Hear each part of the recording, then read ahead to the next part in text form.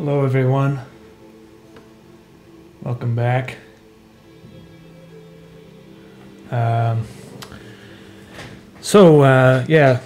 last time there was a stream that was done by accident.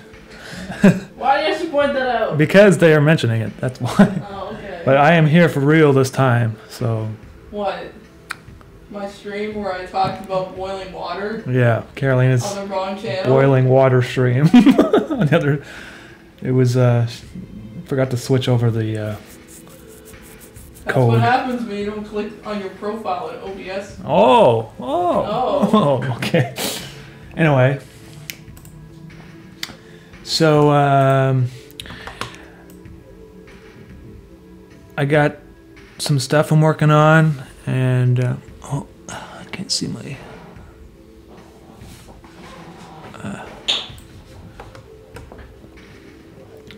Alright, so episode 12 came out, and that one took me a while to finish, and now I am just working on some random shit until the vinyls and the CDs are available. I'm gonna make the music, put that on there, on the YouTube channel, and then shortly after I take a little break, I guess, I will work on episode 13, which will be the beginning of season 2, I guess, or part 2 of Interface.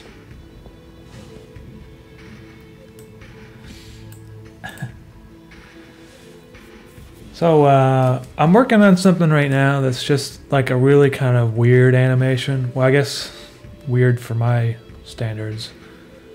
Maybe a little bit more weird than normal. I don't know. It's supposed to look like a child's drawing. And then, inside the child's drawing, there's a bunch of these like Giacometti sculptures. And I'm gonna have them like breathing really heavily and having them climb ladders and stuff and then turn around and then like stare down the camera. I got this music I made for it, and so it's gonna be weird, but hopefully when it comes out it will be exciting in a new sort of way, because I kind of have to like try new things once in a while. Okay, so this is called Fun Zone 01, so I'm going to try doing Fun Zone 02, and get out of here, clown. Go away.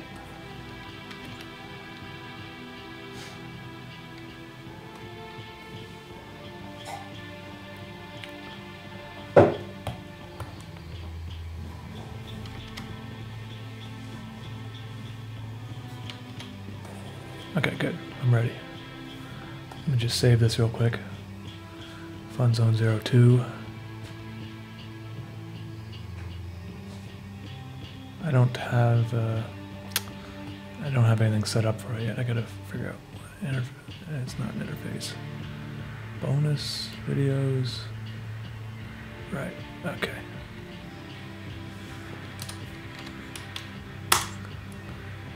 Oh shit, I don't want to say this is a PNG.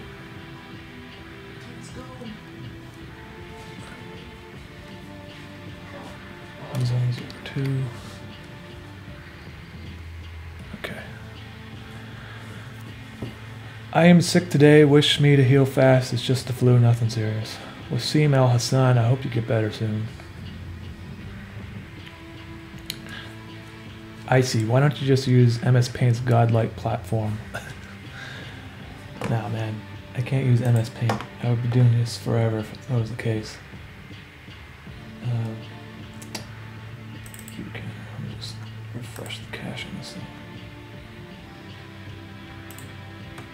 Alrighty.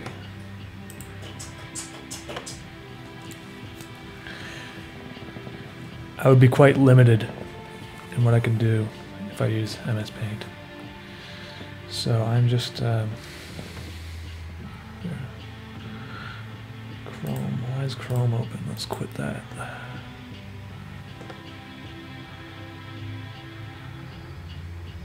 Okay.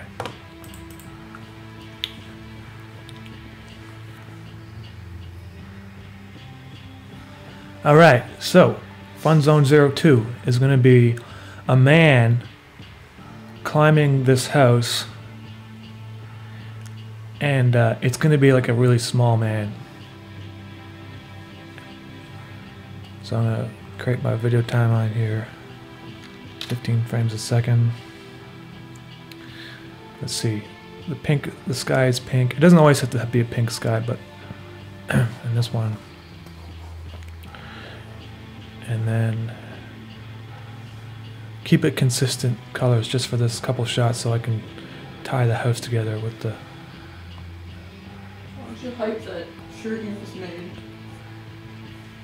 It's not... I want to wait until Teespring gets back to me about the thing that they have to fix before I hype it. I'll show you guys. Well, I added some new shirts to the Teespring, that's all I'm saying, but they're like full pattern shirts and they're really cool looking. But anyway. I'm still waiting for them to fix something, so I don't really want to post about it yet. But,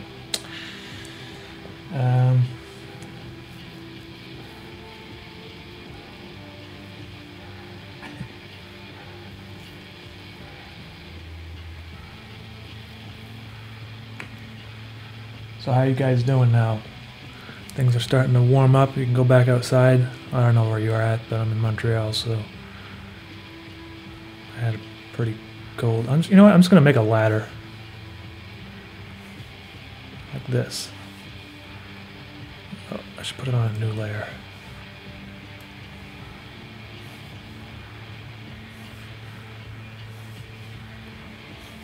There we go.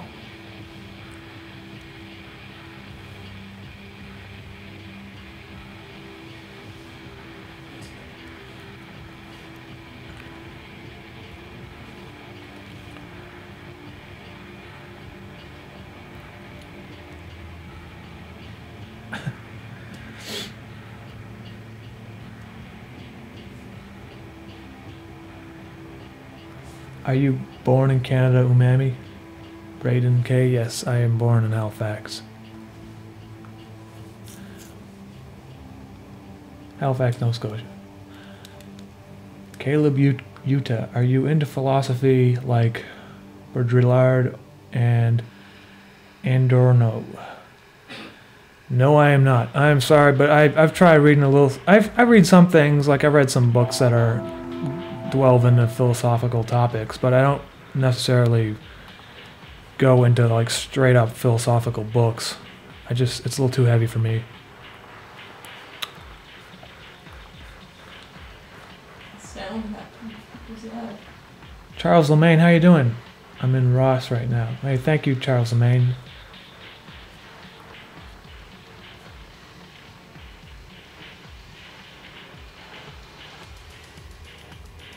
My day here in Yeehaw State is pretty bipolar, so yeah, but hey, flowers are blooming across my small plant and it's small. Hope it grows a bit more. Alright. Greetings from Baltimore. Oh yeah, everyone's warming up. Hey, the Dr. Leverthan, thank you very much for that, man, I appreciate that. So in case any of you guys are wondering about the music releases, they are being made right now. Oh shit, I'm just drawing on the wrong layer here. They're being made right now, and the vinyl is going to take some time, I think, about a month or so. The CDs should be in a couple weeks, and then I'll be putting them on the Bandcamp. Vinyl takes a while to make, I guess, so they got to do all these different steps. They got to make an aluminum plate. They got to carve out an aluminum plate. They squash it onto these vinyl stampers and on these vinyl pucks, I guess. And then they have to send me previews of it. And you got to approve it and send it back to them. So, Kid Coma, thank you very much for that. I appreciate that. Chris Kogos. Hey, I'm from Oil Noise too.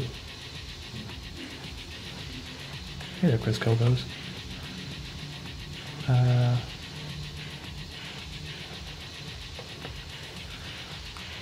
The vinyl is going to be bright pink, like hot pink.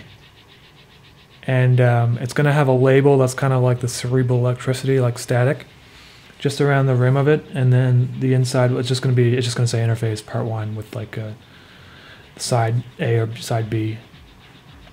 The CD is going to be it's going to be like shiny, and then it's going to have a cerebral electricity print on it, kind of warped into the shape of the disc. It's kind of hard to explain. And the CD is going to be like a gatefold, so you're going to open it up sort of like a book. There's going to be 2 sides to it, and there's going to have just a couple stills from the series. I didn't make the vinyl a gatefold. I wanted to keep the cost of the vinyl down a little bit, and because it's going to be kind of expensive, but the CD, just to make CDs a little nicer, I made the CDs in these nice digipacks that open up. So. Not to say that the vinyl won't be nice. The vinyl's also going to be, it's going to have a nice cardboard sleeve as well, like a board sleeve, not just paper. And it's going to be glossy varnished on full color on the sleeve and on the jacket, I guess. So I'm really looking forward to seeing how they turn out, because I spent a long time on the artwork on that and stuff, and Carolina did too, obviously. She did the painting that's on the front cover of it, and then I helped, well, I didn't help, but I added a few things, embellished some design elements to it. So, and the back of the vinyl and the CD too also has an original painting that I did by myself that's related to the series. So it's going to be so cool. I can't wait for it to see how it turns out.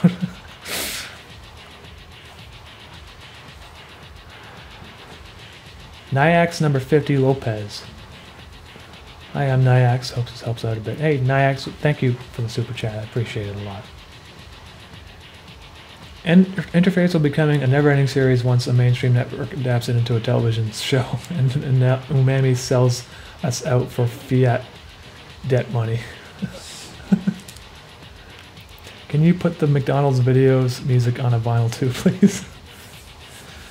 I'm in the future, not right now, because this is my first vinyl I'm making, and it's kind of my, like, I'm doing everything for the first time, including like shipping vinyls and stuff. So I'm gonna try doing this first. As this works out, in the future I might make like an Umami vinyl. It just basically features all the music tracks that I've used on my channel that aren't Interface.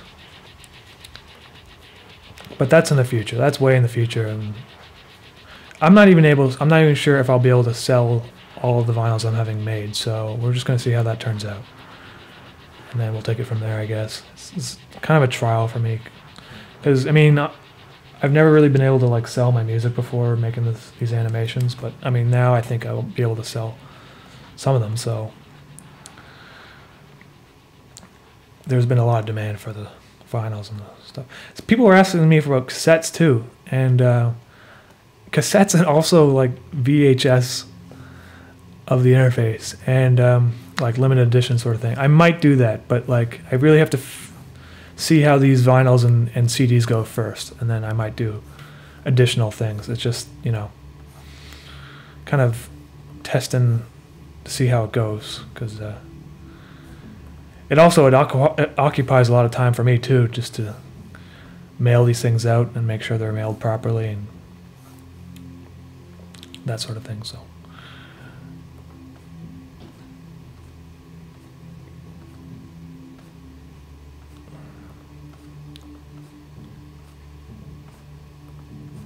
okay, so I got my really rudimentary ladder here. If I were to play it back, that's how it looks. It's not bad. Now I'm gonna have to get someone to walk up it.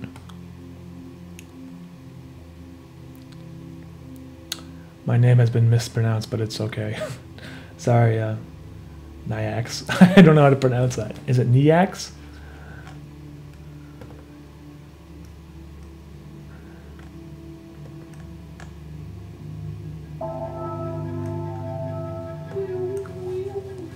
Hey, Kid Coma, thank you again, man. Can you make the cassettes Patreon rewards? Yeah, possibly. It could be something I could do. Listen, it's just a matter of me balancing my time and stuff, and it's hard for me to do, like... One of you has to invent a time-stopping machine. Yeah. Okay? That's clearly the solution, and then you can have everything you want. There is a company here that specializes in making cassettes, though, so it wouldn't be hard. It was just... I didn't say I'm making cassettes yet. I said it's a possibility for the future. Stop saying things. Do you guys still have cassette players? Like, how many of you guys have cassette players? In your own grave right now. I don't have a cassette player. I had to buy a vinyl record player just so I can listen to the test pressings. Which haven't arrived yet.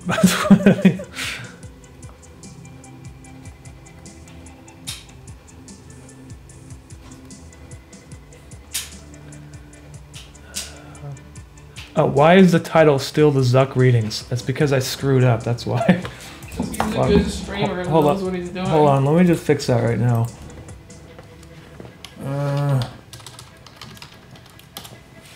There's like 13 things I gotta check every time I start a stream, and I always forget one thing. Just drawn stuff. Now I updated it, so hopefully if you refresh, the stream has updated its name. But I'm not sure.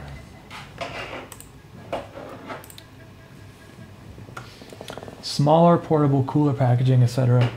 Yeah, I can totally understand where you guys are coming from with that. Actually, cassettes do make more sense than CDs as like a portable thing. You don't have to worry about skipping and stuff, and I think they probably use less battery power. How's that more portable than a CD player? Cassette players? Yeah. They're smaller. But I don't know if they make them anymore. Modern ones. When I had one, it was like a giant fucking brick that weighed 5 pounds. Yeah. Well, where'd you get that from? Was it in Canada? Yeah. Well, you got it in the 90s. They probably have newer ones now, eh? I don't even know if they still make them, man. I don't know. I don't keep up on hipster stuff. All right. Detective Gideon, what are you animating? I'm doing this like really weird animation about, I can't even really explain it. It's just going to be Giacometti sculptures in like a child's it's your crack drawing. Dream from the middle of the night. Caroline says my crack dream, which is basically I thought of something funny and then I'm going to just do it. Like that's how basically I made the soup. This is one of those 2 a.m. in the morning ideas. That may be horrible or amazing. We don't know yet.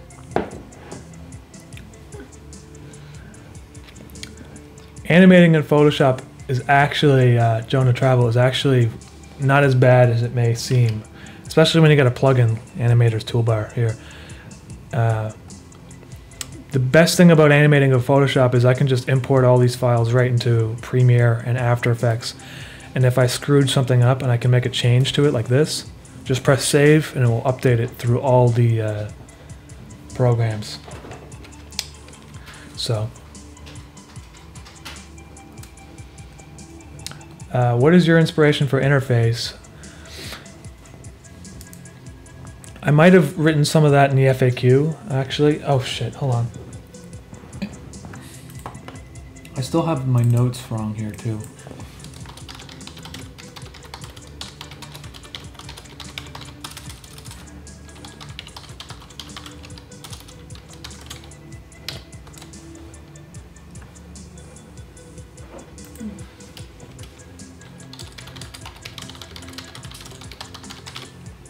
Okay.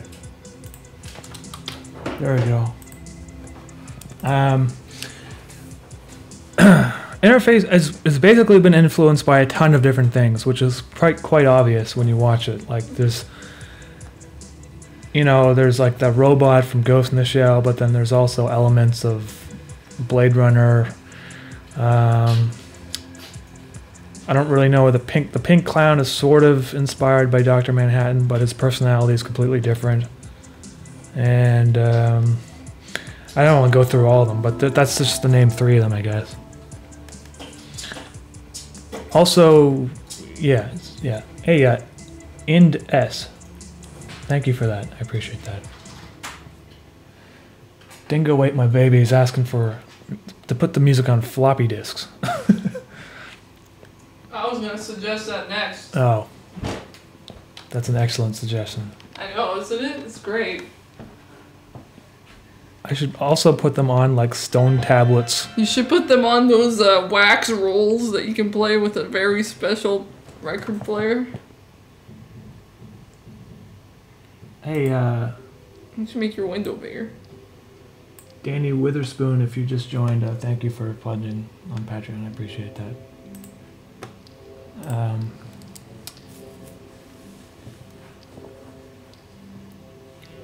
We got a free super chat from YouTube Red. It's all yours. Oh yeah, that's right.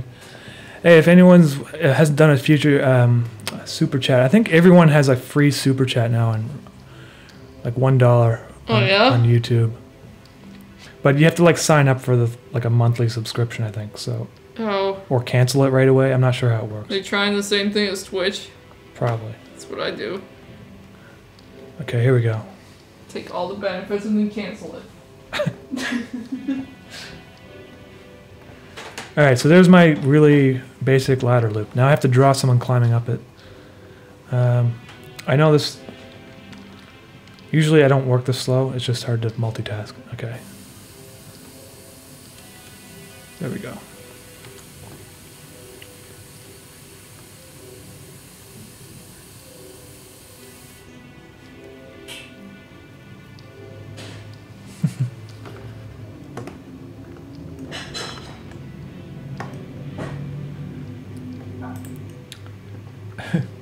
Release your music on Betamax only.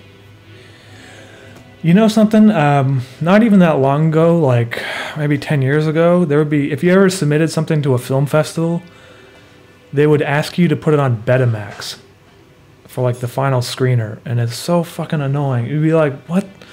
You had to like find someone with a Betamax encoder. Well, it's probably more than 10 years ago. It's probably like 15, 20 years ago. Or no, maybe 15 years ago, maybe. They don't do that anymore. Okay, so if you guys haven't seen Giacometti's sculptures, I'm just going to show you real quick.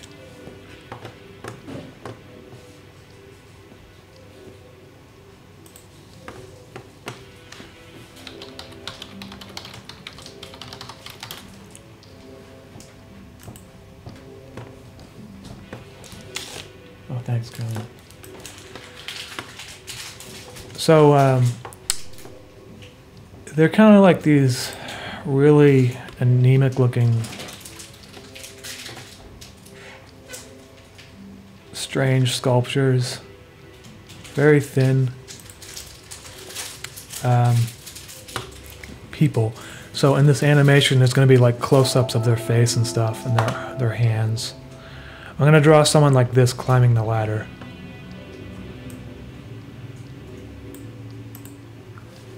Wrecked Corpse.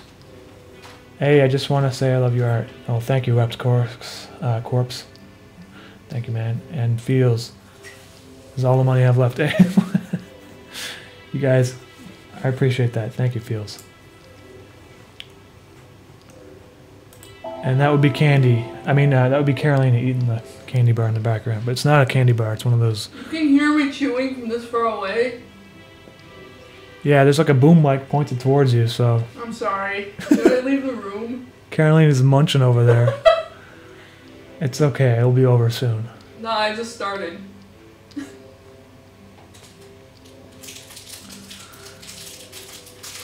Alright, so there's the head. Maybe I should put it on the second frame. You alright over there?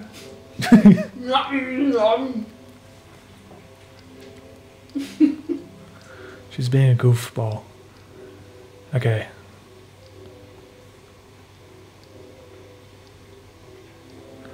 Kiwi the second. What's your opinion on the Discord server and the drama? By the way, love you. I don't really check the Discord server as much as I used to, just because I don't have any time, and I sort of kind of handed the Discord server off to the mods, so I don't really know what drama's going on there. Some stuff happens, and then you just kind of have to deal with it quickly. But you know, at the end of the day, It is an internet forum, and I can't really spend too much time thinking about it. You know what I mean? Because I'm just here to animate. If I were to do that, and it's just like sometimes I used to get involved, and it was like there goes 3 hours, you know. So, and that's like 3 hours I could have been animating. 3 hours you could have been making another episode of Interface. Exactly. You understand? Or vinyls, or cassettes, or video games, or all these millions of things you guys want, but instead he has to moderate fucking drama. No, well, I don't have to. I mean, the mods that are in the Discord are helping me out a ton just by... They're volunteering their time, basically, so I can't... But the thing is, I don't really know what happens in there a lot of time, because I don't... You know, I just go in there for 10 minutes or so, I post something, and then I move on to whatever I was doing. Because I spend too much time on the computer as it is, so...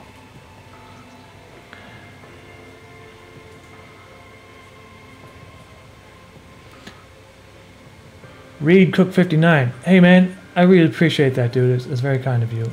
And the Collective Andre. Hi, I love Interface. Thanks for being so creative. Well, thank you, you guys. Okay.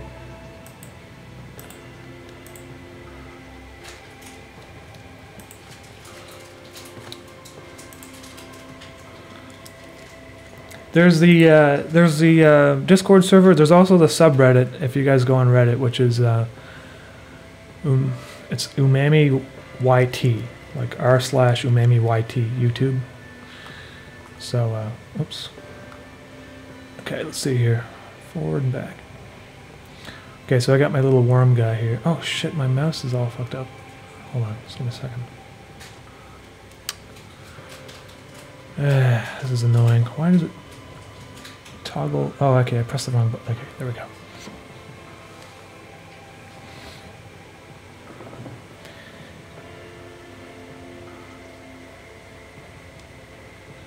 Wait, scratch that. This is the rest of it. Hey, thanks, Fields. I appreciate that, dude. And Luke Wolf.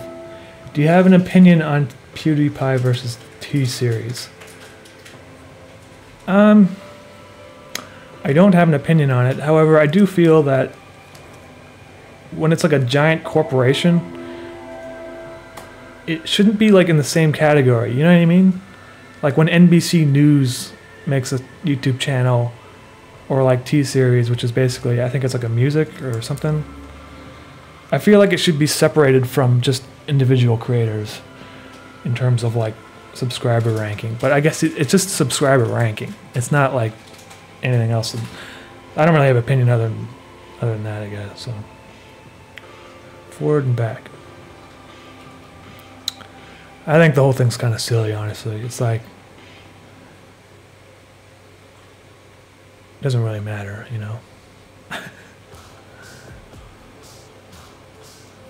Okay, so I got, let's see here, undo that.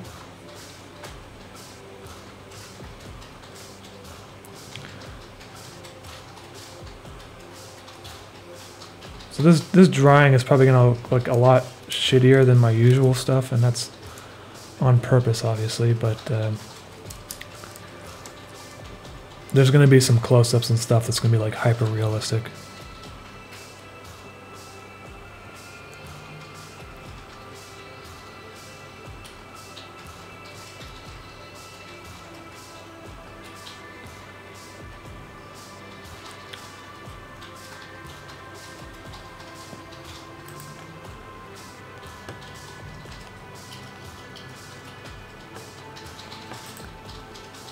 Speaking of clowns, has anyone seen the new Joker trailer?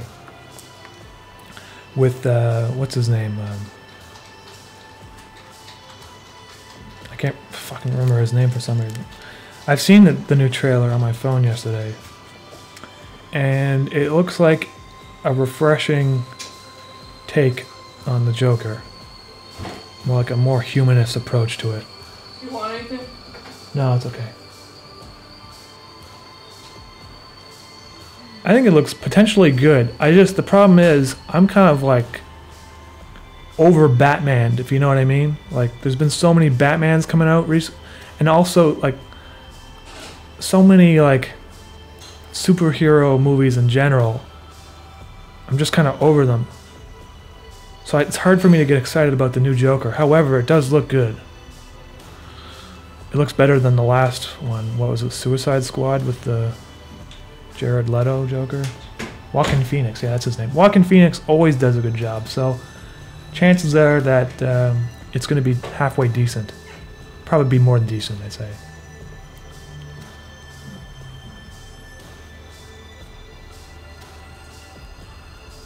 And I'll probably see it. I don't know if I'll see it in theaters, though.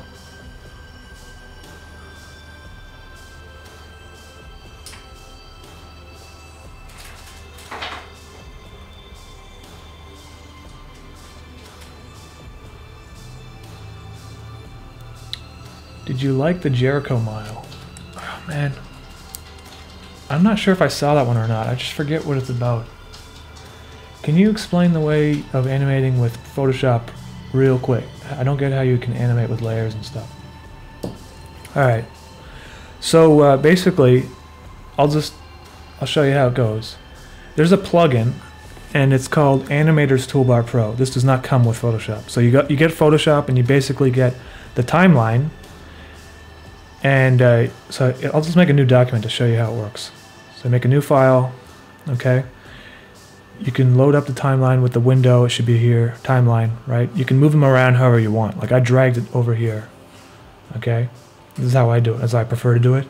This Animator's Toolbar Pro, you can animate without it, but it automates a lot of the tasks.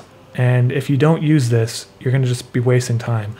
And it's very frustrating to animate without it. So I highly recommend it. It's like $26.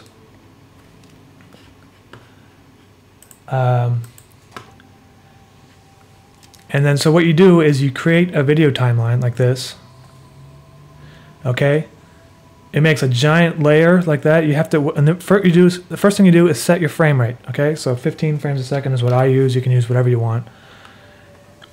And then you click this button on the Animator's Toolbar, which brings it down to 1 frame in length, okay? So you got 1 frame there. You can move it around. So you can duplicate frames by holding down the option button on the Mac at least, okay? And so if I draw something here, and move it over on the playhead, it's a different frame. See that? How it's different? If I draw something here, you can turn on onion skinning so you can see what was the frame previous, right? And then it basically, that's how it works. It's a very quick run through on animating in Photoshop. See that? So that's basically it. And then there's other things you can do, like make video layers, which is a little bit more tricky to use. I wouldn't suggest using it right away, but it's basically the same thing. It just basically combines these layers into one video layer that you draw on, if that makes any sense. You can then save this as a PSD file, open it up into Premiere or After Effects. So I'm not doing like a full rundown on how I do everything, but that's the basics of it, you know. Maybe one day I can do like a full tutorial, but for now I'm just going to be working on this guy. And I missed a few super chats here. I'm going to go through them. LV Screamed. Thank you for your work. Why or what made you create Interface? I don't really know what, I just wanted to make a series, and I had a comic strip I made a long time ago, so I made the first episode, which was the comic strip, as a video. And I slowly just decided, well, I thought, well, what's going to happen in episode 2? And then what's going to happen in episode 3? Around episode 3, I was like, I need an antagonist. So I kind of just slowly started building it from there, and then I eventually worked out in my head where it's going to go in the future, if that makes any sense. Johnny Ryder, learning. Hey, Johnny, thank you for joining, man, and thank you for that. I appreciate it. And Charles Lemaine, do you choose your color schemes as you go? I do, actually. When I first started, my color scheme was basically very limited. I think there was maybe 6 colors or something. And each time I thought I needed a new color, I would just make it and then save it in my swatches here. However, one thing is like, see how I have this particular shade of pink right here? And I got a dark version of that pink, which is also here. I probably wouldn't make an additional third pink. These are the two pinks, I'm gonna stick with them forever. And until I change kind of my style, you know? And then same thing with the green. Like I got like a neon green here that I decided to choose, but I won't like make another one. I won't use another one that's very slightly the same.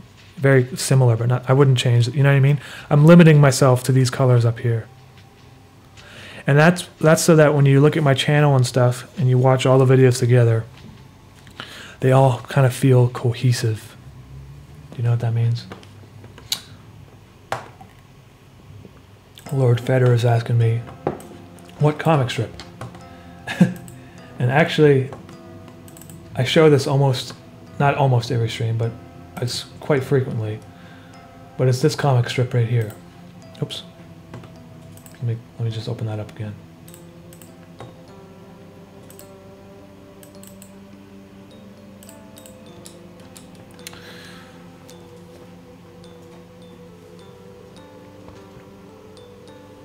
Some people have pointed out that I forgot to draw his mustache halfway through the cartoon here. He's got his mustache here and here, and then I forgot to draw it. So this is the comic. This is what episode 1's based off of. Look how it like looks the same almost, like the clouds. I pretty much drew it exactly how it looks, sort of, except that Mischief's not multicolored. He's just pink. And I drew this in 2009, so 10 years ago. So.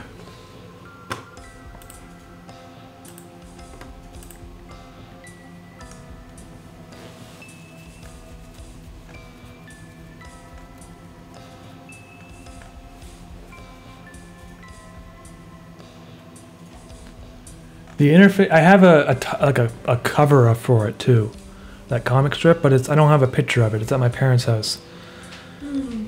And it's basically the poster of Interface where he's like looking up and there's like shit happening around him.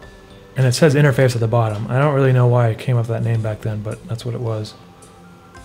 Alright, so there's kind of one of the Giacometti sculptures climbing the ladder. I gotta give him hands now.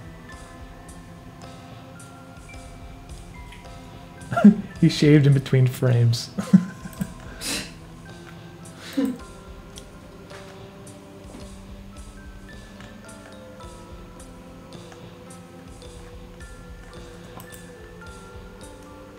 Hey, the Monkey Family Adventures, thank you, man. And everyone else is saying stuff too, like weird music. I appreciate that.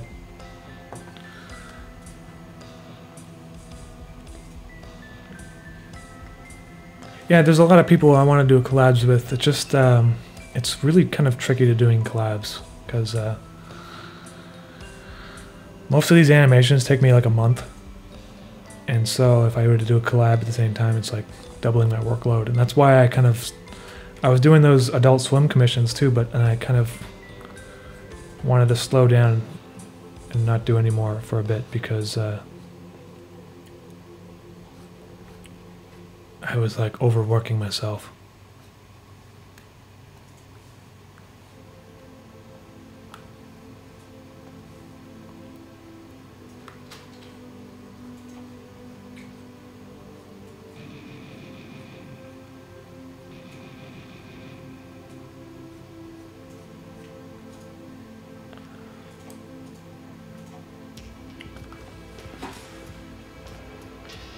The Umami, the music soundtrack's coming soon, guys. It'll be in a couple weeks. I'm just waiting for the CDs to come in.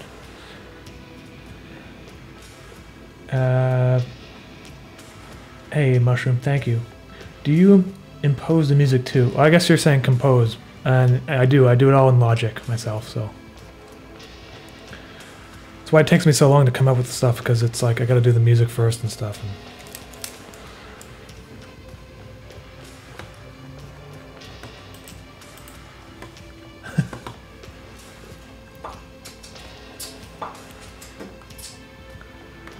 I don't know. I feel like with my own channel, when I work for a big company, I feel like pressured. I don't, even though there's no pressure really. I just feel like I pressure myself to like. I don't know. It's hard to work within a time limit when you have an idea that could be longer. If that makes any sense. Forward, back. Okay, hold on. Pizza Hut. Pizza Hut.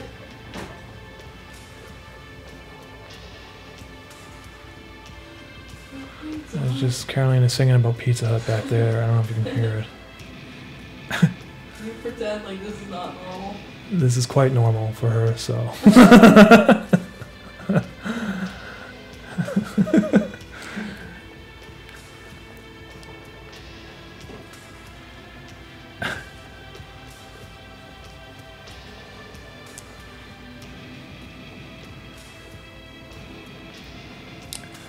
All right. Wow, it's taking you a while to draw that. I know. That's like 2 minutes of drawing. With the music, though, I think this is going to be funny. I think this is going to be kind of more like Pilot Red's done stuff than my usual stuff. It's going to be a little bit more like really high frame rate, wacky arm movement and stuff.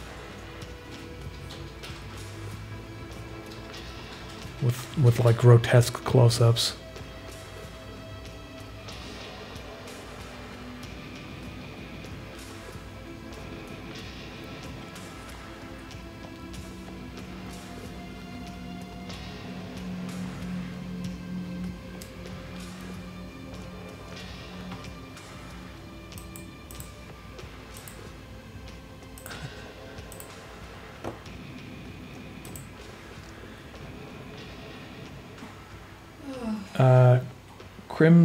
Crimson Setzer. Does your clown have a name? And please would love it if y'all checked out okay.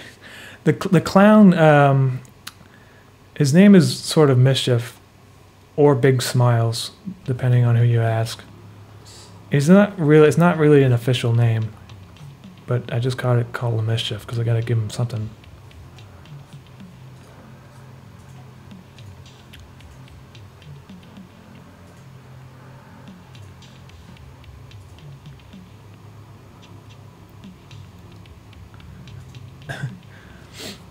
I am very confused. Is this an animation or is it live action? Because it looks like an animation, but you seem to have like a very, very old man, and you should know how to make this all real and not animated. What? I'm confused, Grant Toller. You confused me. You saying he can't make cartoons because he's old? No, I don't know. I don't. I animate mostly. Well, the base frame rate is 15 frames a second. However, the ladder, if you look at it closely, is 7.5 frames a second because it's doubling the frames. And then for scenes where I want to heighten the impact or something, I will use the full 15 frames a second. Like when I do stuff in After Effects, basically, it's 15 frames a second. It makes things smoother too. Yeah.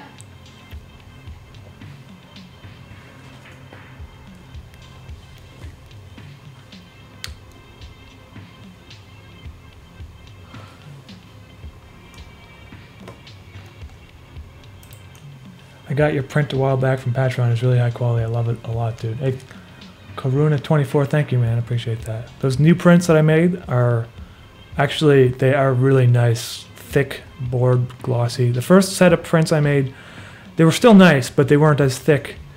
And so I got those made thicker this time around. A little bit more expensive for me, but it's worth it for sure.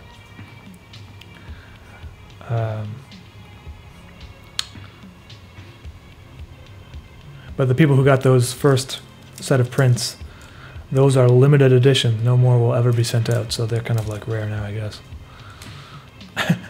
Rare, dank meme animations.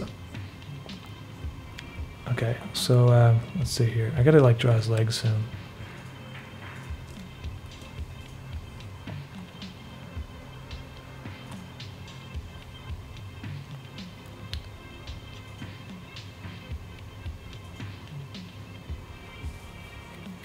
Nika draw. It's supposed to be a Giacometti sculpture climbing a ladder.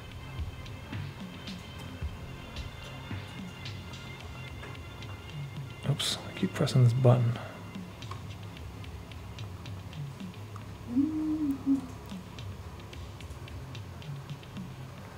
He's gonna like turn around halfway up the ladder, and you're gonna like it's gonna like zoom in on his face. And then when you zoom in on his face, all you're gonna hear is like.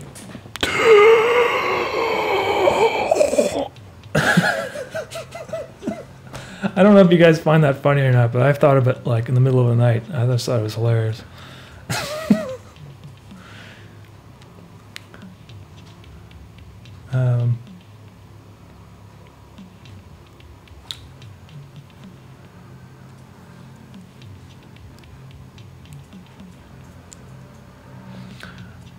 My favorite animation channels, they're actually all listed on the side of my channel as like a, on the sidebar there, when you go to the channel page. And those are the ones that I really like. But of course there's other ones too that I think may not be on there, like Eliantos and stuff.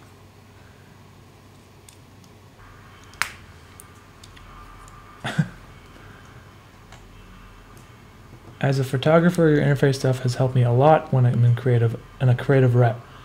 It really helps with new ideas, and your music is great for editing too. Hey Karuna24, thank you for that. A lot of people have been saying that it's been helping them kind of get out of the creative rut, which is nice to hear actually. I feel like when I go sometimes to see like a painting show or go to a museum, it like inspires me to want to go back into painting as well. And I think maybe that's what it is. You just got to see something you like, and then you're kind of like, well, why aren't I doing it myself, you know? And then it kind of forces you out to get inspired again. I guess that's what it all is. Sometimes you're just inspired by seeing something that someone else made, you know? That's how it works for me anyway.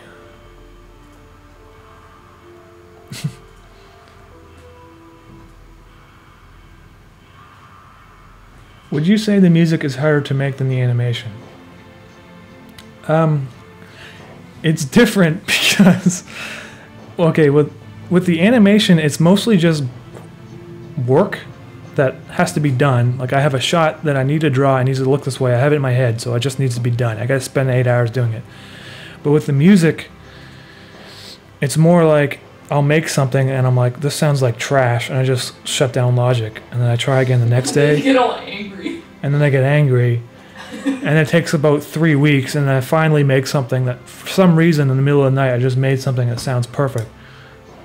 So that's not how I do my, like with animations, I almost never throw anything out that I draw, because I can just fix it on the spot. Like, but with music, I find, for me, it's a lot more, it's different, you know?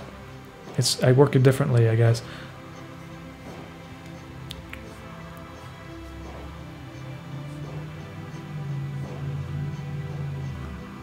Okay, let's see this thing.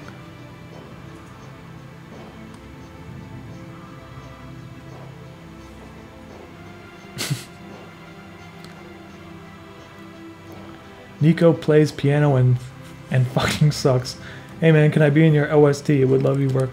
Well, the OST's already been like mastered and everything and sent out to the replicators. But listen, Nico, send me an email, and if you know how to play an instrument or something, maybe we might be able to work together. Who knows? So my email's on the about page, because currently I do pretty much everything with software instruments, but I've been thinking about finding people who can play instruments for.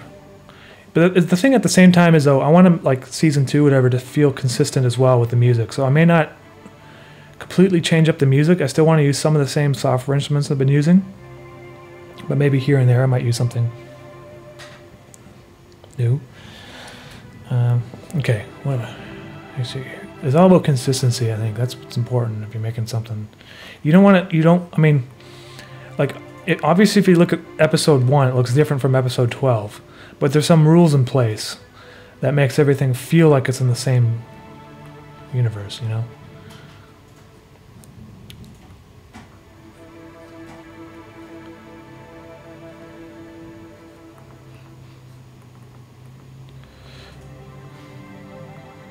Okay.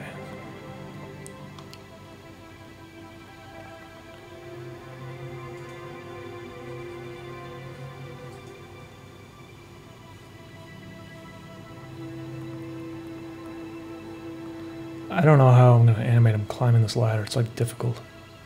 Is he gonna get more crusty? Oh yeah, I'm going to put a second layer of crust on him afterwards. It's not crusty enough. There will be plenty of crust. Like a stick man right I know, it looks like... That's not a giacometti. I know. Giacometti is just a stick man of crust. It will be crusty.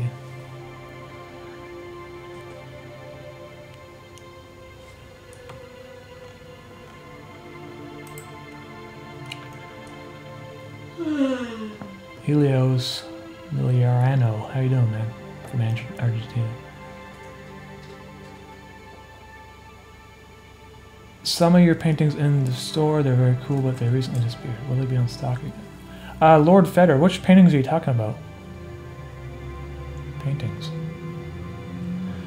Umami, I must say that you have inspired me to start animating again, very slowly because of work and school, but I'm doing it again after years and years of not doing it. Thank you for that. Valorous Foggy, hey, listen, I'm happy, very happy for you. That is awesome, man. Are you putting Black Cake 2 on vinyl? I don't think so at this time. No, probably not. Who knows in the future, but for now I'm just taking it one step at a time. You should put it on vinyl so you can print my amazing artwork. I might do it. I might, yeah. As a part-time composer, I can tell you once you go in a direction for a song, it's hard to edit it. It's much better to start anew. Roscoe? Yeah, I have to agree with you on that. It's very difficult. I find that even sometimes I'll do a take with the piano, like a MIDI sequence, and then I can't replicate the same feel, like just even moments later. Sometimes, like I have to do the whole song at once and then I just edit it down. But, yeah, I don't know.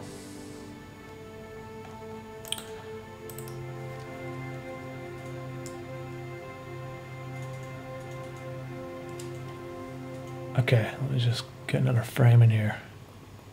Taking too long to draw this thing.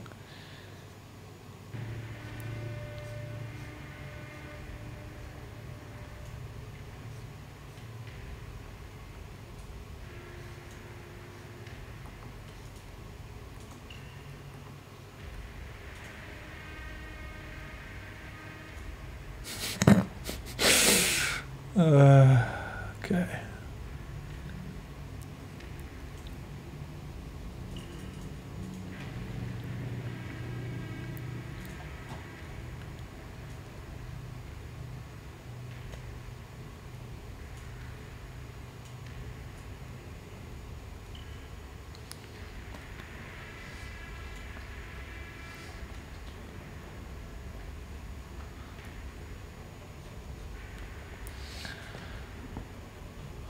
Wassam Al Hassan, why don't you reveal your face?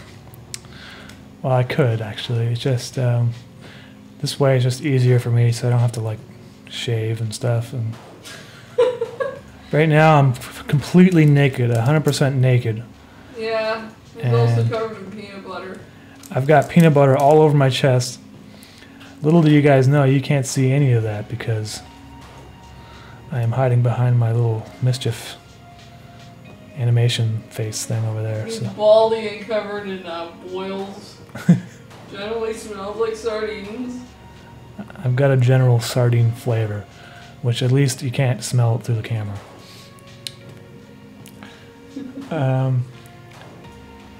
Are you making multiple episodes in advance? Sling Bomb. Not really. I do one episode at a time. Sometimes I do a shot that I know I'll use in a future episode.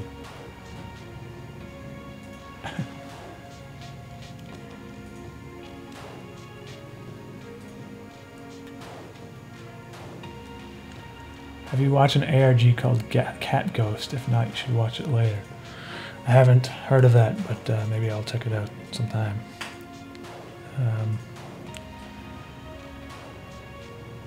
Okay. Getting close here. He's almost one step up on the ladder.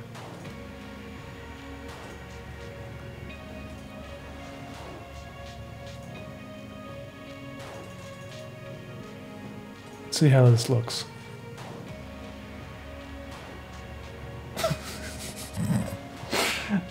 I want this to look like really dumb.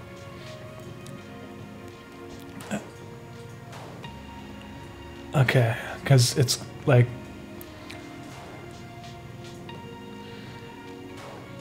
I don't want to play the music for you guys because it's gonna ruin it. But the music is gonna make this thing hilarious.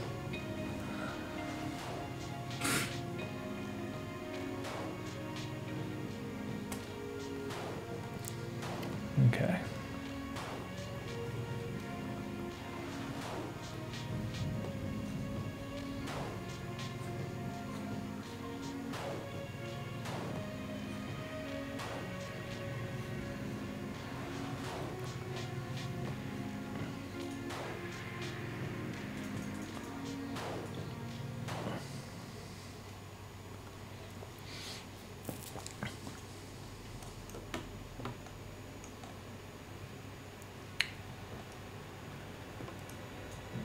Squidlies, how are you doing?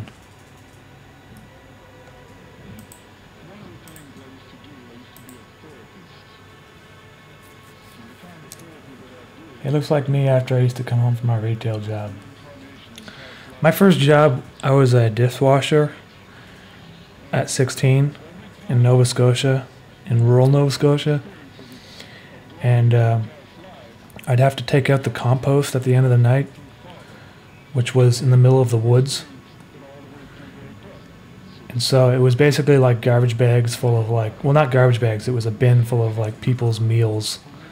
And I'd have to go out there and then empty it into the compost bin. And every time I'd take it in the middle of summer, the thing would be covered in maggots, like completely covered, like you wouldn't see any plastic. And it would be almost pitch black. And then I'd have to dump the bin into the compost bin. And the smell was just horrible. I don't know why I'm telling you guys that story. There was a comment there that made me say that. Oh, it's what you smell like when you come back from retail. Yeah. And I'd basically smell like that when I got home. You'd have to have a shower immediately. Dishwashing was not the greatest.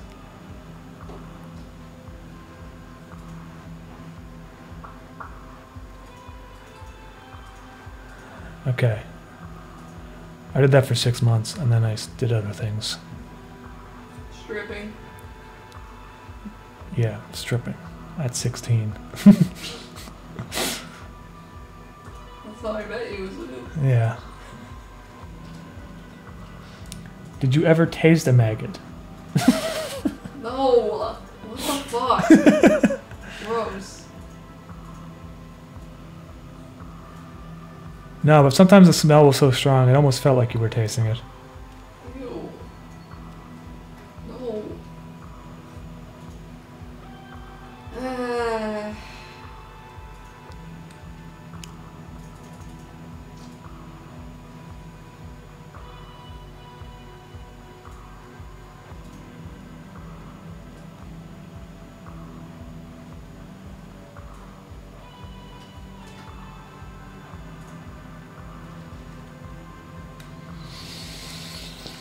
I was a dishwasher at 17 for an ice cream parlor. Not so bad. Oh yeah. I guess with ice cream it wouldn't be that bad. The place I worked at was a seafood restaurant. So a lot of fucking clam chowder and stuff all over the place. It was like the worst.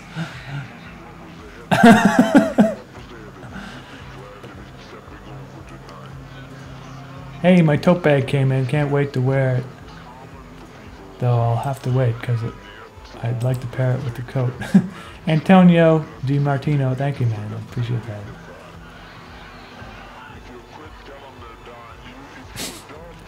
Charles Lemaine, restaurant dishwashers are braver than any U.S. Marine. Well, I don't know if I agree with that, but they, yeah, I mean, you pretty much have to, like, just pile, like, just go right through it. It's just nasty sometimes.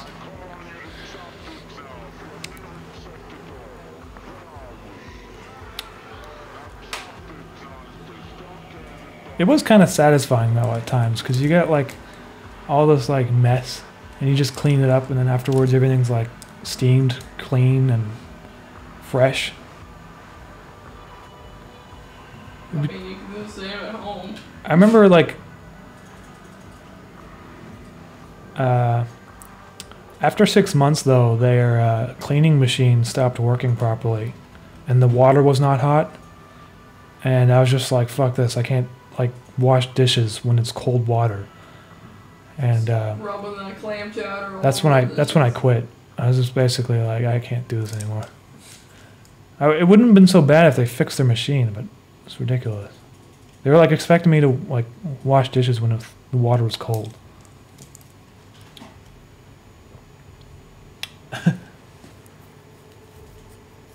And then yeah, so I didn't. Do you plan on doing something of your own for clothing? I really love your designs. Antonio D. Martinez, who knows for the future, but for now I'm just pretty much sticking with Teespring. I'm not doing anything more customized than what they can offer. However, they are adding some cool things like all over shirts, all over designs, so like it prints everywhere. I've been taking advantage of that.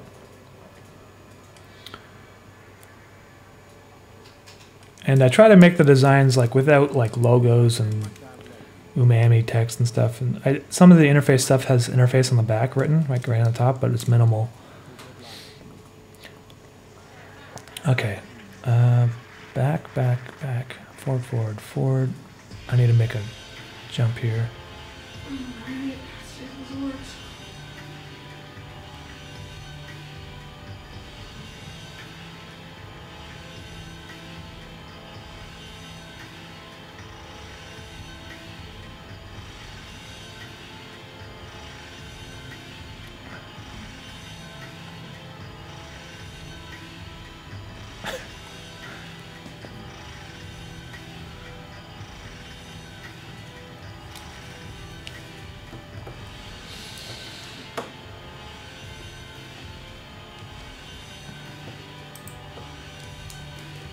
Ruster, well, PayPal for donos. Hey man, I don't know.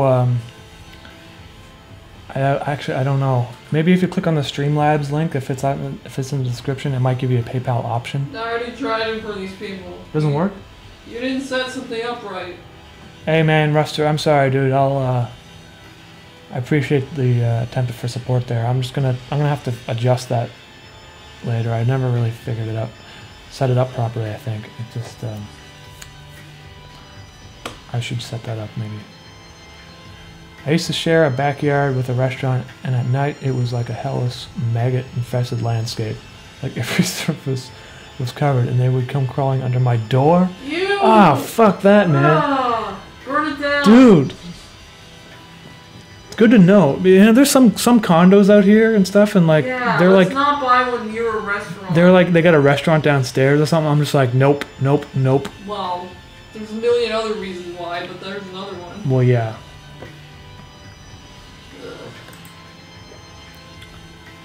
Can you make a Mischief plushie, Kathy? I would, but maybe in the future, because I know Teespring does offer that as a service, but only for like their top 1% of people. So maybe in the future. I can't do it right now. I'm still kind of a small deal. So who knows? Maybe in the future for sure I would do that.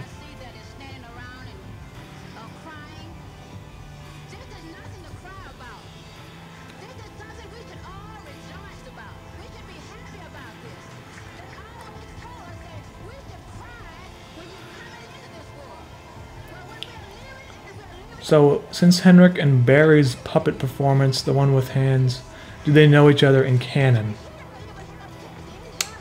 Detective Gideon. I just think of it kind of like...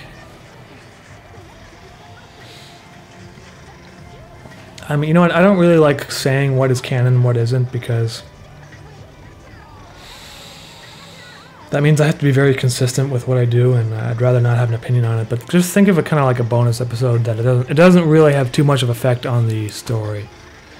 It's possible that they do live in the same universe, but it's not... I don't really know, man. I don't have an answer for you. I was just like, I need to draw Henrik in this scene.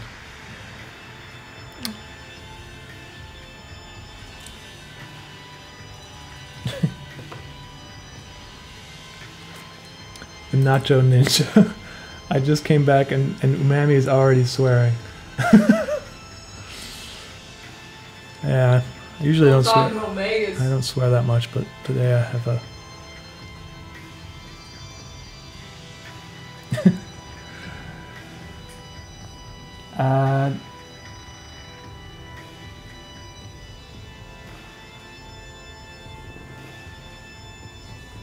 Let's see what's going on here.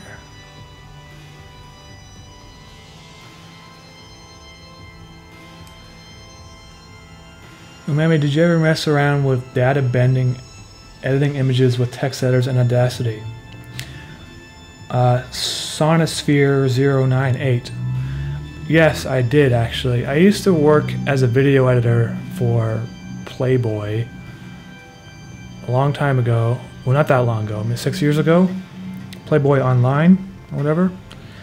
And I would get my work done pretty quickly, and then I'd just have a lot of time to kind of just mess around. Finish really fast. And I'd get really bored, and so I would just like make image sequences and then import them into Audacity,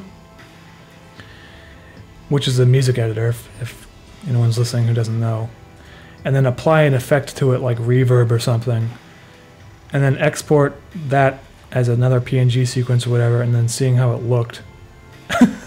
Like seeing how an audio effect affects a video. And it is really weird, some of the stuff that you could do. Like the reverb would basically make a ghosting kind of effect behind the person, which makes sense when you think about it, because that's what a reverb does. It kind of like makes an atmosphere, like a room sound, like an echo. Not an echo, but like it gives us like a sense of space. It's really kind of hard to explain without examples, but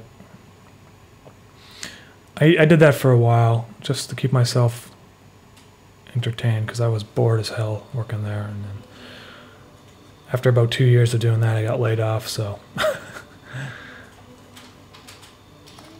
getting laid off there was probably one of the best things that could have happened to me, though, honestly, because it's always scary when you get laid off and you don't know what you're going to do. And I was looking for another job like so quickly. I was like, I need to find another job. But then I said, well, maybe I should start freelancing on my time that I'm looking for a job too. And then it kind of worked out that I was able to freelance, so.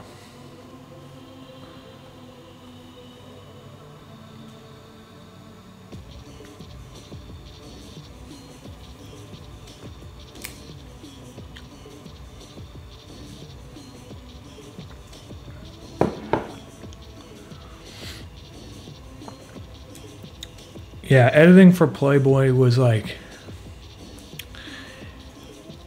it was kind of, it was like interviews and that sort of thing. So you'd have to cut interviews out of the interviews with the girls and stuff. And a lot of times, like maybe 5% of the time, the girl would have something interesting to say, but most of the time it was just mostly like, I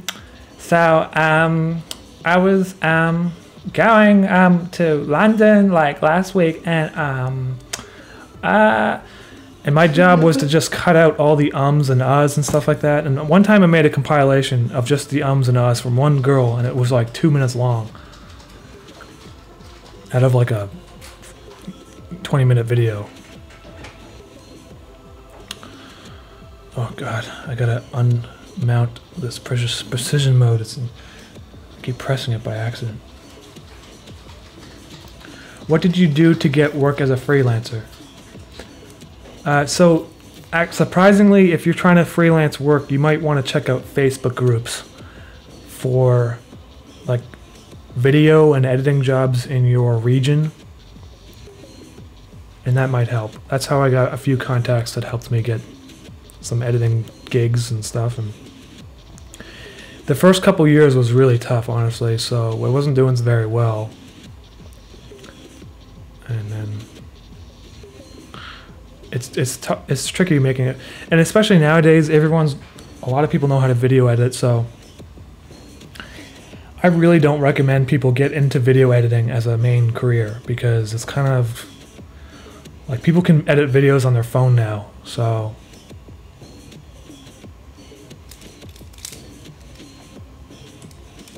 it's not so much a highly skilled thing like it used to be. I mean, you still do have highly skilled editors, obviously. It's just that what people are willing to pay for them is not as much. So that's the, I can't recommend it. Oh, okay.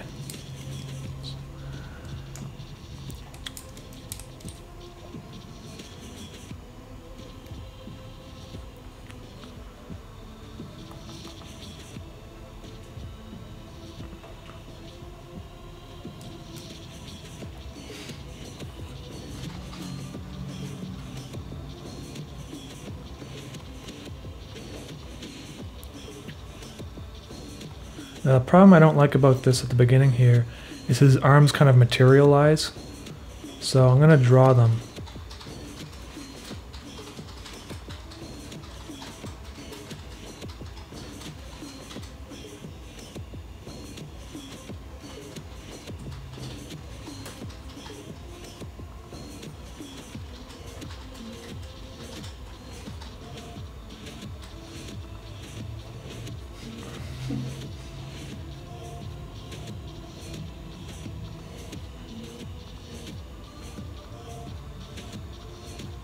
So now if I play it back, that looks a little bit better.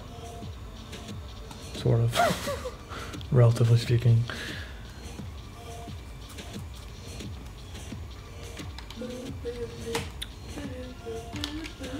Are you going to do another interface-like project, or are you going to try to get the crate? I'm still working on an interface, so like episode 13 will be the start of part 2. That's going to be an ongoing project, the interface stuff, until the story is finished, which I'd say it's about at least halfway done. Really? Maybe 1/3, depends on where I want to take it afterward, actually. But that's going to be several years before I'm finished.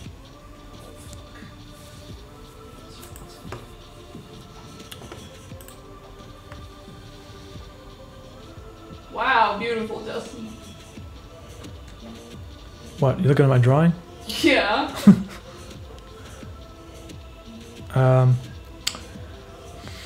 The music that is in the background, I'm not sure what particular track it is right now, but it's all on my Bandcamp page or my website, hexsystem.com. That's where all the music is. And those are like albums I released in years prior to making my animations. Or recently. I mean, there's a few albums I came out with just around.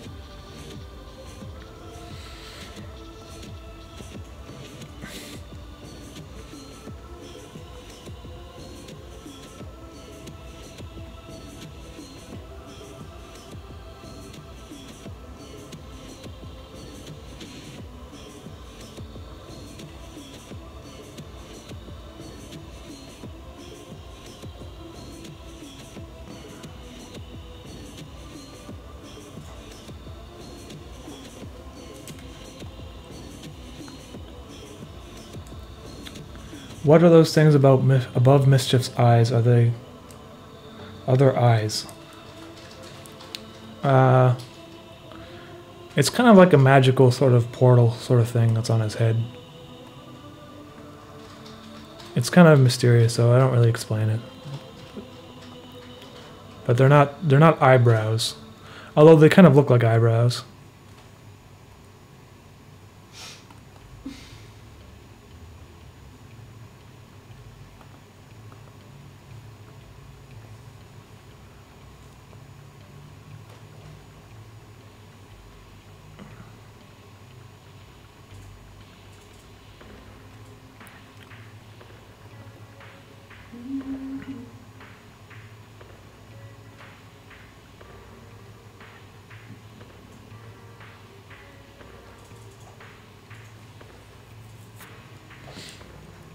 his fleshlights. They're his fleshlights. The fuck?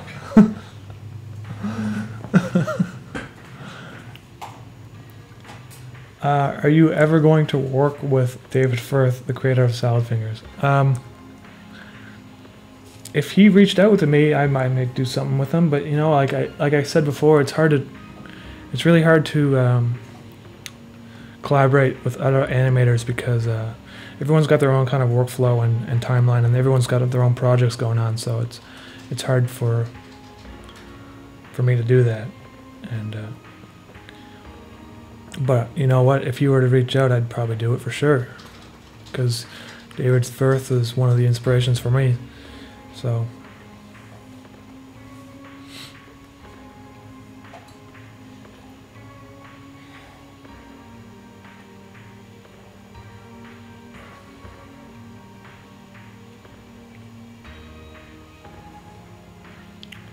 Okay.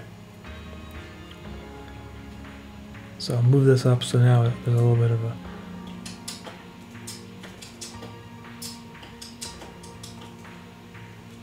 Okay, I think at this point... Let's see here. I need to add a couple more frames.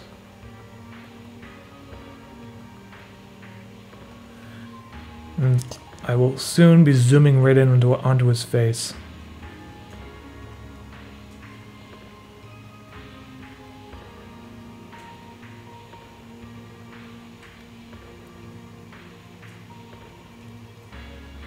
Actually, maybe I'll start by giving him a bit of a nose. Make his head a little bit larger.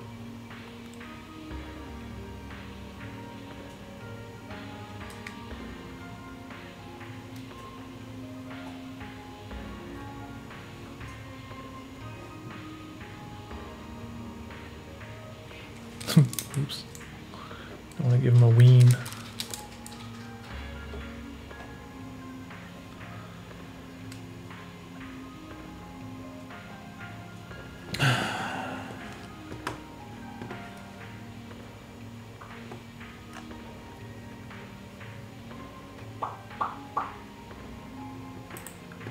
Keeps asking you about Polish words and you're ignoring him. Sorry, hold on. I'm just gotta read through these comments here. What is $60 a month for the exchange rate? Pay Discord. Oh shit! No, I can't. Yeah, I don't pay for Discord. Yeah, I don't just ignore my irrelevant conversation that's happening on Okay. Twitch.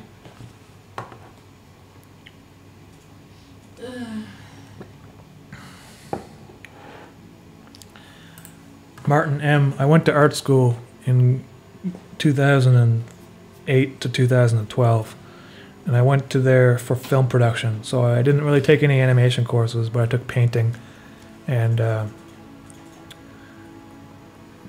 film, like screenwriting and that sort of thing.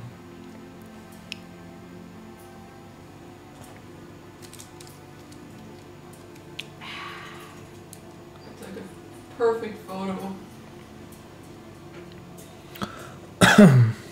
Of what? My painting? Oh, did you? Yes. There's no glare on it. Perfectly exposed. There's no gradient across the painting either. Hmm. I'm so good.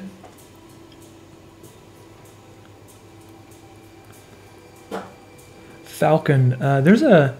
If you're interested in some good free software, there's a program that Studio Gilby developed that they've released it for free. And that's what they use for animating. And if you've ever seen Spirited Away, like they can do some crazy animations. So I'd try looking that up. Studio Gilby animation software release. I'm pretty sure it's like open source or something. I'm not sure actually if it's open source, but it's like free. You can download it. So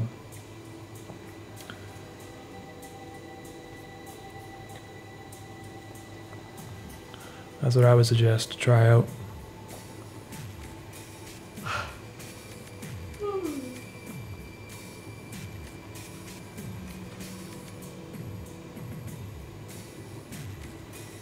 Loves that. How you doing there? Is that your girlfriend talking in the background? That's Carolina, and she's actually my fiance. Yeah, you're bragging? Yeah. Oh. That's a dude. Roscoe says that's a dude. Yeah, might as well be a dude. She's basically a dude, so. Just a female dude. Why does Mischief have those juicy red lips?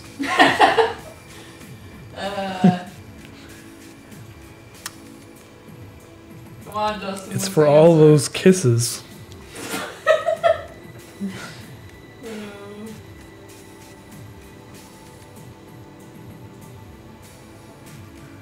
Oh, thank you guys for the congrats. See,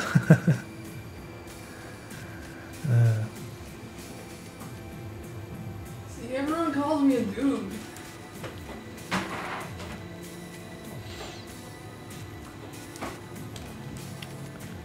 All right. Banning everyone. Time for some intense stuff to happen. He climbs up the ladder. You gonna play this? Play what? Play it. I'm bored. I want to see I it. just played it. You did? You gotta pay attention. The fuck is he doing?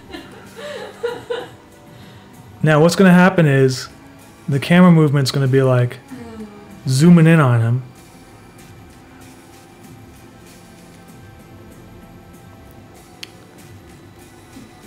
Is that supposed to be climbing? It's He's just like sliding upward. doesn't matter. It's a ladder, and he's using it to heighten himself. That is all that matters. Yeah, it's okay. Justin's mastering the English language. Carolina's just jealous of my animation I'm skills. so jealous of your stick man. So what I have to do is draw the ladder first, increasing in size, so it looks like it's zooming in. I don't know why it's giving me issues here. Hold on. Okay, 2 frames. Well, actually, these shouldn't be more. They should be 1 frame long because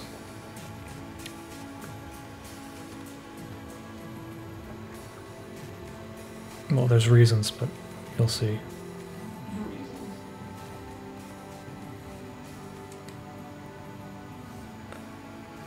Oh man, this is tough. There we go. Get up there.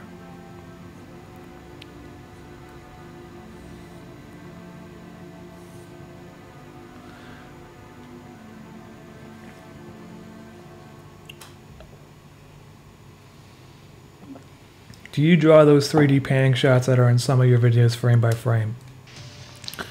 No.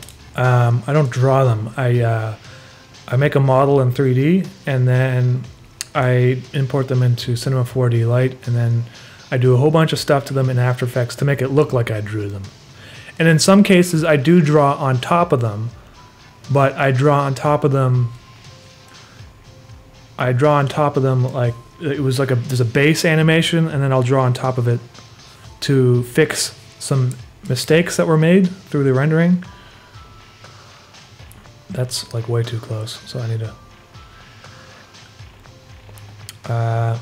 if that makes any sense.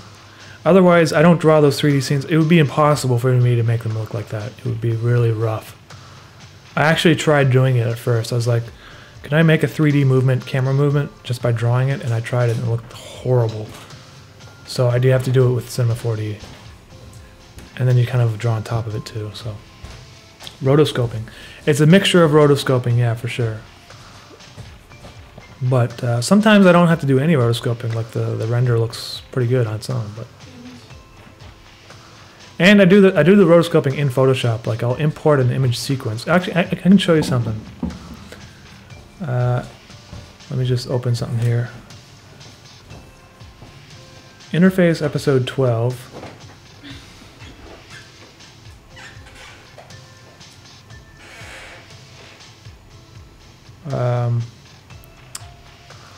Let me just give you an example. So I imported as an image sequence here that was exported out of After Effects. And so I'll have a file like this, which is basically my video. But if I wanted to draw things on top, oops, I'd make a video layer on top here, and then I can just go in and, like, say if I didn't want this thing there, I would just paint it out like that, see? Or in this shot, if I wanted like a big like circle, you know, I would draw it. Obviously, I wouldn't make it look like that. But and then you can save this as a PSD file basically, or export it again. I just save it as a PSD. And so what happens is you got all these 3D stuff, and then you got like a layer of hand-drawn stuff on top, and it makes everything look a little bit more like it was all done by hand.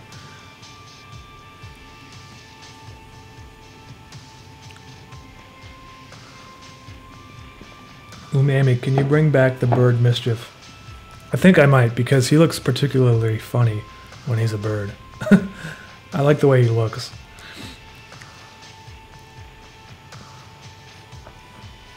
When he's a bird.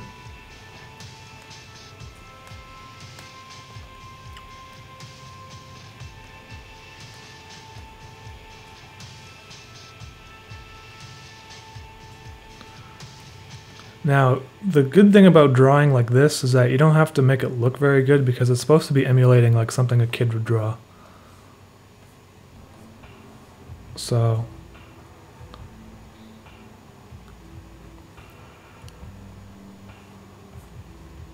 or not so much a kid, but it's just really rough.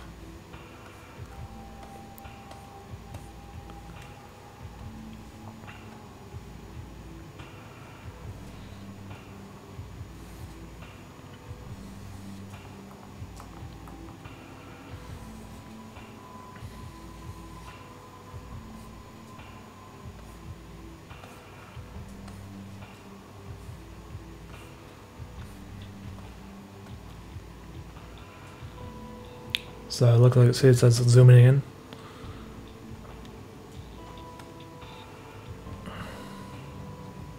But this one I drew it too thickly. I think I have to redo this.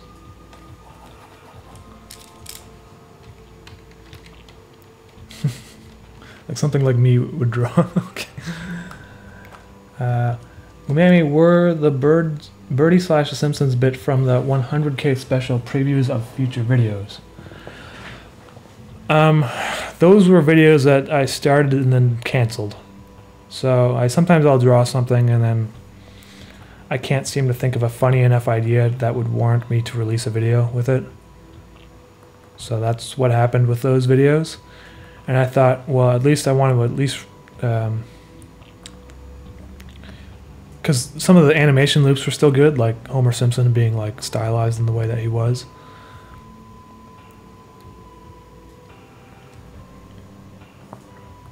So that's why I put them in the special like that. But I probably won't be making animations out of those particular clips. Just because, some of the reasons why is because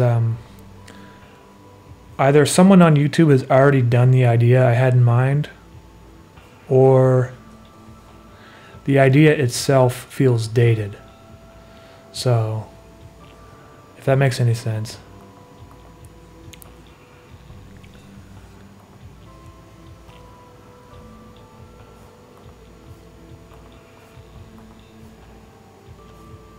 Or it's kind of like I kind of moved on from doing what it's like I've kind of moved on from the McDonald's stuff, honestly. I don't think I'll be doing any more of that. Because I have to do these like a balance of what, like if I'm not enjoying drawing it, you know what I mean? I feel like it won't be good for, anyway. Sorry, I just got the answer. Photoshop with Animator Toolbar Pro plugin, Premiere, After Effects, Cinema 4D Lite. I use a Wacom Intuos. Yeah, that's exactly.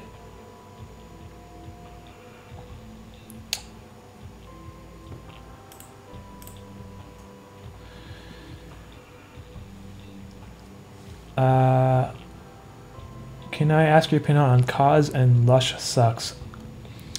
I don't know what either of those things are, so I can't say, sorry.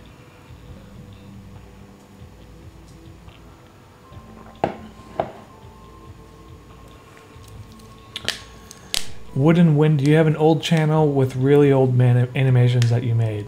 I did. I used to have, but I got rid of them all because they're kind of embarrassing and I don't really want them out there. I used to make Lego animations a long time ago. Yeah, and videos. Oh yeah, and videos too. Brush your teeth. They're kind of like Tim and Eric videos, like inspired by Tim and Eric. But at this point, I got rid of them all because... only I know about them. I mean, they're on my computer and stuff. I just don't... Top secret.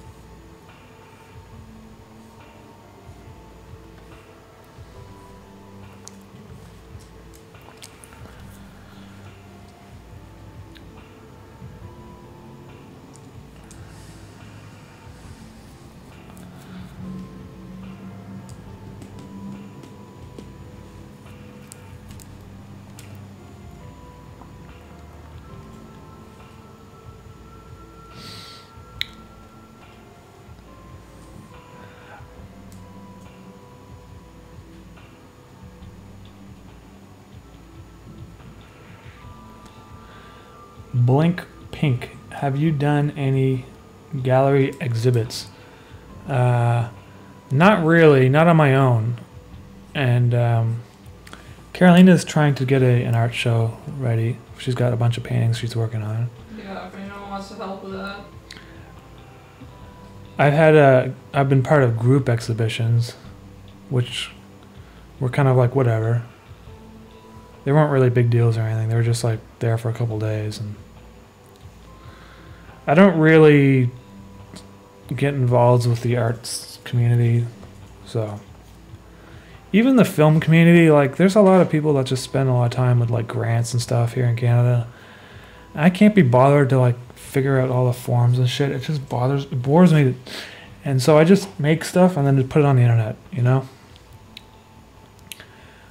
Like with the interface stuff though, like for example, if I did all that and then like, you know, spent a year and a half in private making part 1 and then put it in the festival, none of you guys would have even known about it, you know what I mean? So I just feel like the internet these days, I just push shit out there on the internet and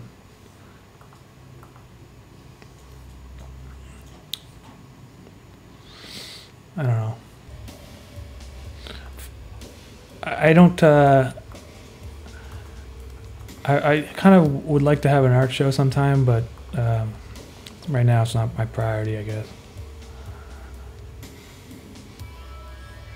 Though Carolina is definitely working on that, so when she does have an art show, I will try to publicize it as well, so you guys can see some of the stuff that she makes, because she made the artwork for the album. I'll show you the the artwork.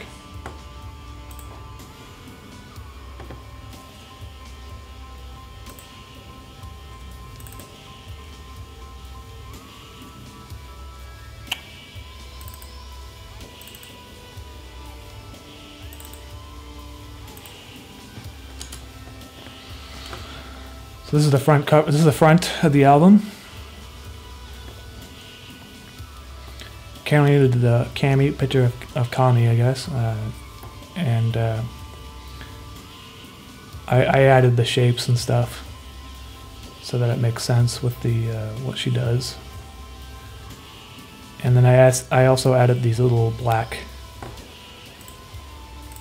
Maybe you can open this up and zoom in. Oh, that's not high res. Hold on, let me see if I can find a higher res. version of this. On this computer. Oh, I got it. I got it right here.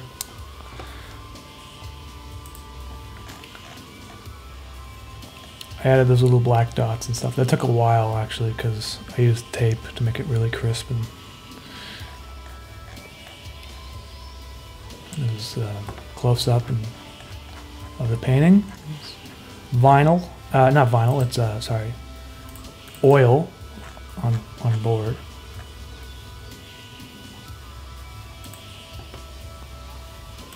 So.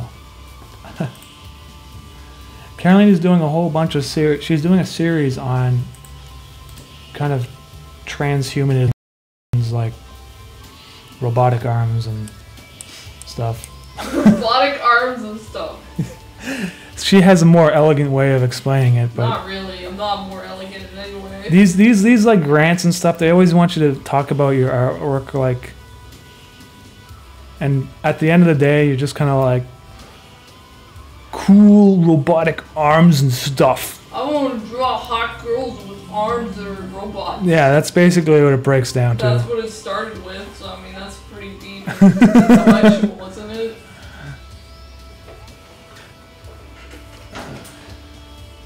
Just remember, every artistic idea starts from stupid. Well, it's very basic and simple. And then someone tells you to write an artist statement that's 700 words, and you're like, what am I supposed to say?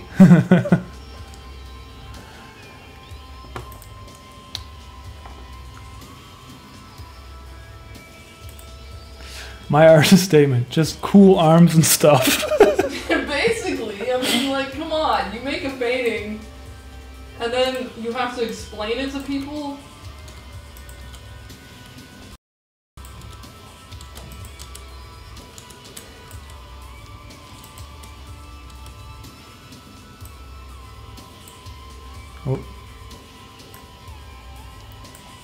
Oh god.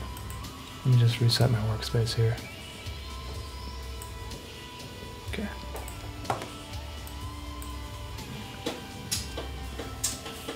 Can we get interface posters? Can you buy a print of that Cami painting?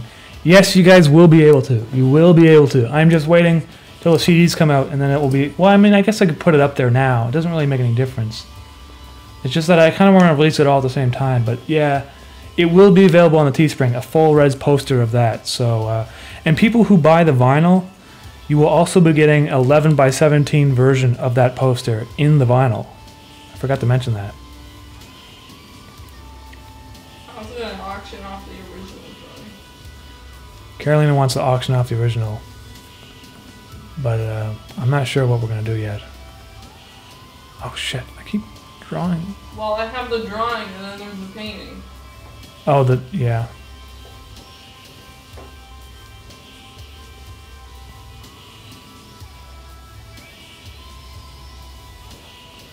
Okay.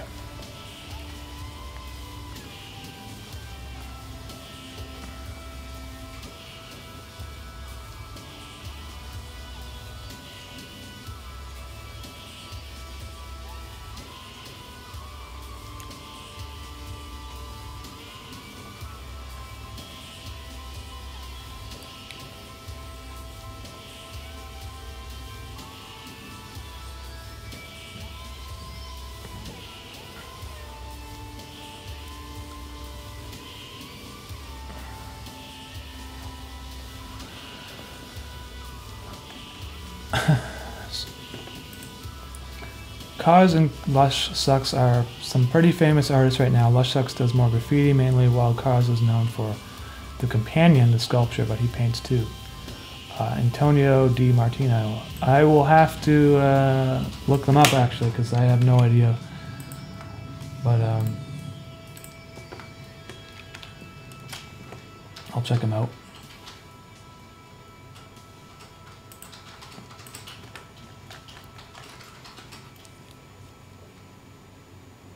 I forget how big this painting is.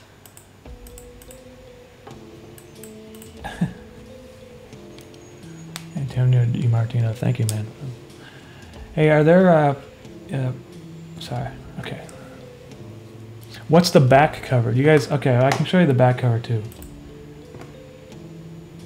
It's kind of something abstract that I made for the back, which is basically the cerebral electricity as a close-up. If I can find it here. I think it's on the Creative Cloud. Hold on, yeah. This is the back. And let's see here. I guess let's open it up and zoom in.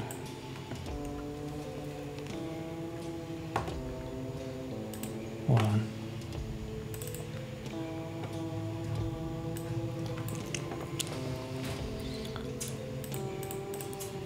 It's kind of like a general sort of thing I was making. I spent a lot of time on this actually, but it's just all the shapes and sort of things that ties everything together.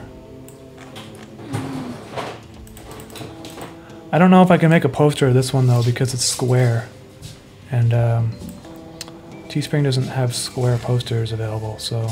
Well, you should clearly yell at them about it.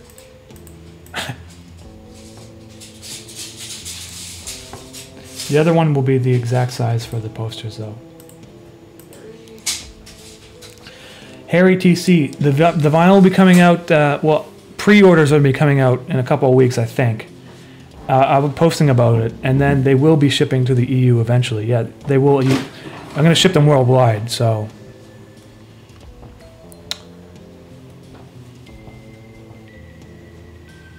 They will go to the EU.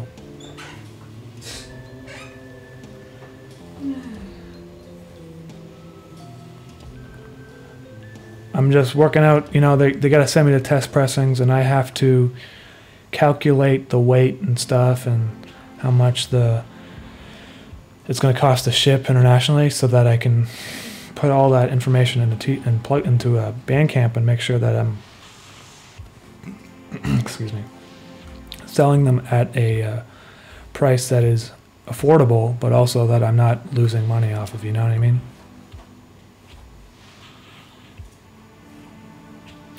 Vinyls are quite expensive to make.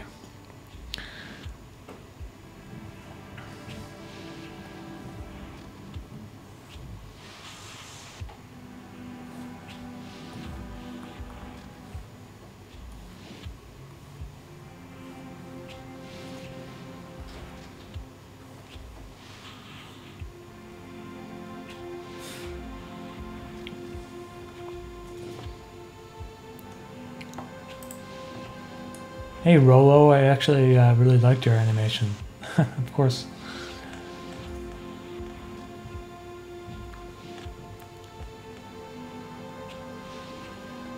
What inspired you for Mischief's design? Were there any other designs that you considered before you made him? Well, like I was saying, he came from my comic strip, and I don't really know where he came from back then. It was 10 years ago, but I don't know, I just kind of drew him and he just ended up looking kind of funny, so that's it. I just went with it, you know. I don't really think too hard about these things. I just think of things kind of on an intuitive sort of scale. So if something looks right to me, I'll just go with it, you know.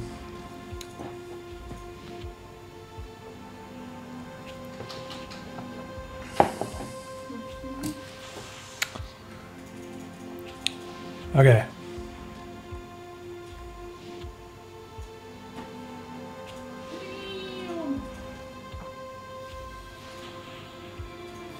I have to animate this ladder out of the shot, and then I can focus on the guy that's on the ladder.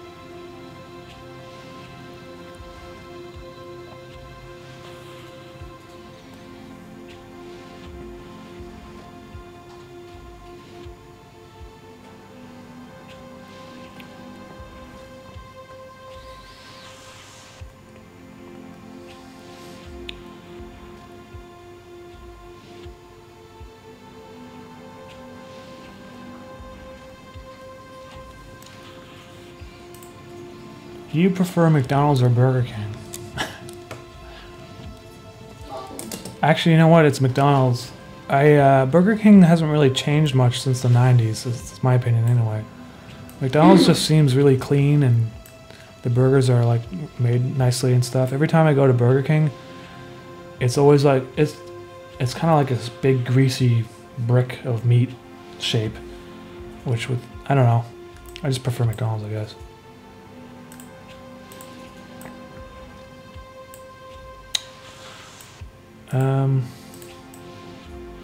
I wonder if I might change this a bit, because I don't like how it like suddenly speeds up. I might make these actually 2 frames long.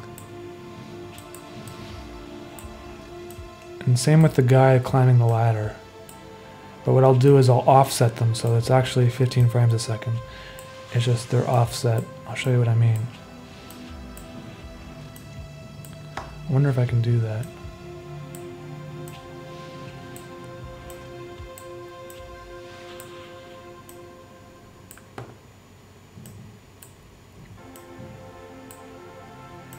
My favorite element is titanium.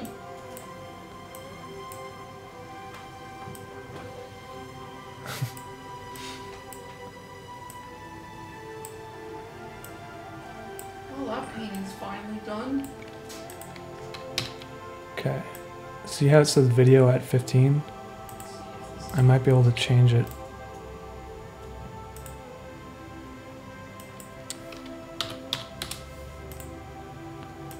%, speed. Excuse me. See, now it's in sync with the frames of the ladder. But if I offset it, there, that looks a little bit better. Except that now the ladder moves too quickly, which is easy to fix because all I have to do is duplicate these frames until the point where he starts. Because I did a 3 loop. Oh wait, I did a 3 loop cycle, I believe. Let me see here.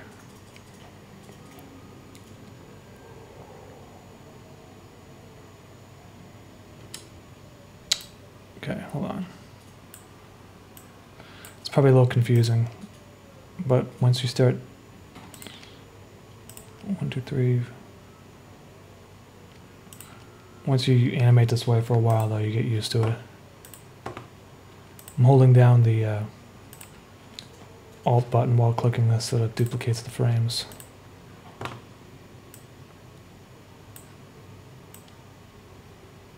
There.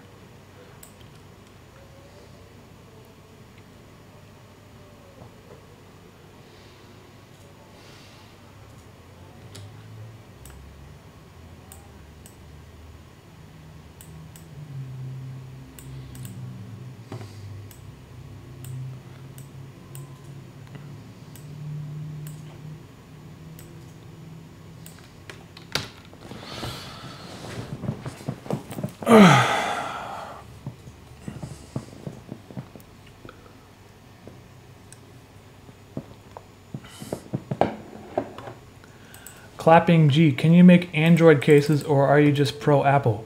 If you're talking about the Teespring page, there is Android versions of the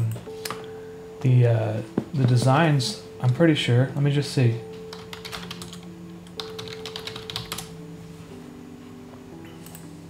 Show them my panda design. I have to like log out and stuff in order to do that. Really? Oh, I guess. Okay. Well, What are you talking about? hold on. Okay, so these new designs. So if it says iPhone case, but if you click on it, you can actually change it to Samsung. See? You can change it to Samsung or iPhone. So they're all there. Different. It's just that with the Samsung, the camera kind of cuts off part of the image, but that's why I just feature the iPhone on the store. But if you click on it, you'll have the Samsung phone there. It's also a poster. Some new stuff I added is Mischief, he's in the pocket. If you open up the pocket, he'll be in there. He's hiding. Some cool, some new stuff, I guess. Yeah, clapping G. It's a little confusing, and I wish, like, I don't know. There's a lot of things I would change with the face of Teespring. It's just I have limited control over how things look on the store, but hopefully things are improving. Okay, so now I need to. You show them my panda. Oh my God! Okay.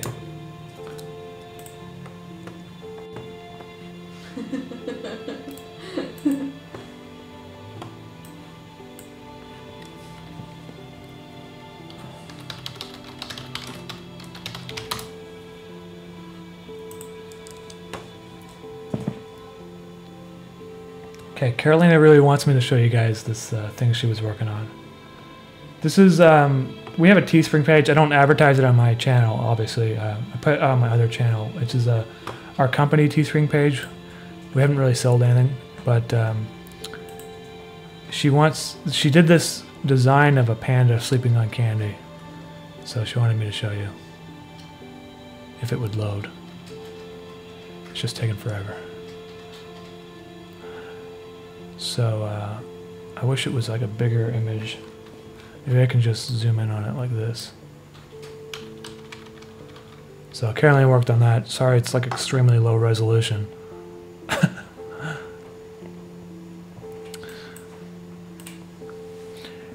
We have a different channel that's basically documentaries. And that is why we have a separate Teespring page there. But it's not like no one really, honestly, no one really buys anything from it. Not yet. Not yet. We're working on that, so. I'm gonna check every day. Okay, so now okay, because my guy's coming up the ladder here.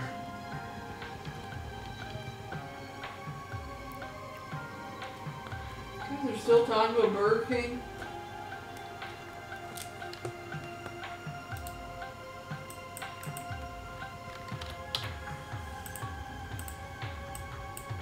If I drop us down, I go forward, backward. Let's just see here. Okay.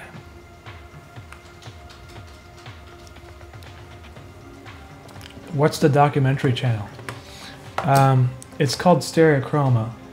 So this is stuff I did back in 2016. We still do documentaries, just we haven't been able to release them as frequently because we've been doing animations for so long. We started doing YouTube back in 2016 before I did the animations. So it's we do a lot of like candy, kind of like how candy is made sort of videos, because obviously those do really well on YouTube, so you can understand why we would start doing that. And so that would make sense with the panda design. So I'll just post a link there if you guys want to check it out.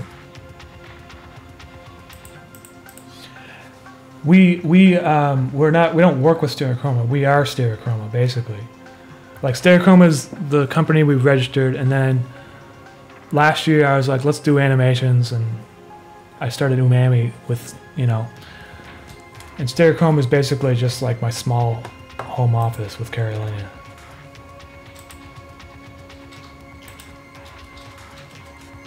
Some of you guys might have seen the videos because some of them are really popular.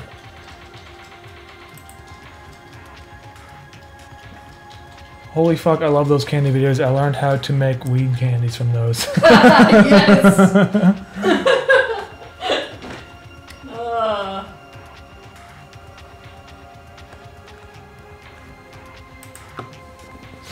Okay.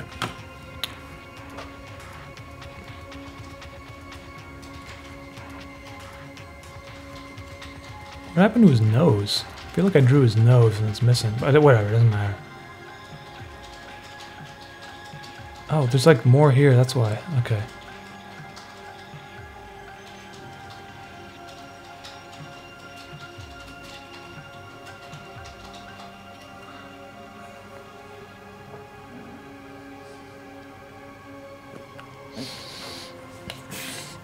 Excuse me.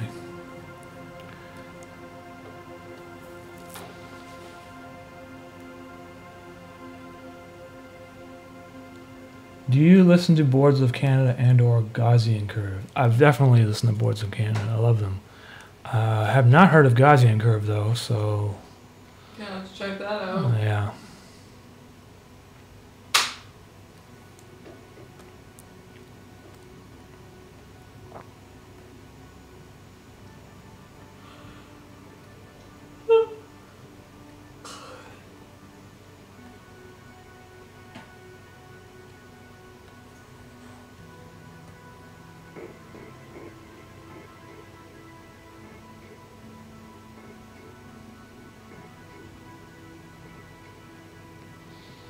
One, two, one, two.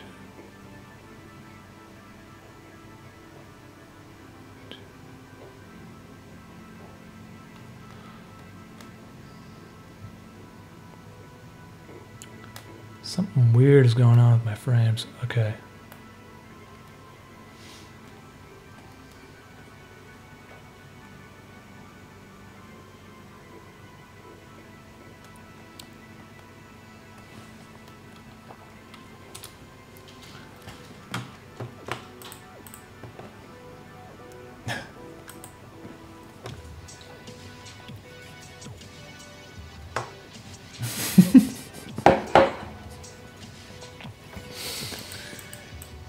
Gnarly says, yo, ask your roommate if she's single for me. Why? Disembodied voices are like attractive or something?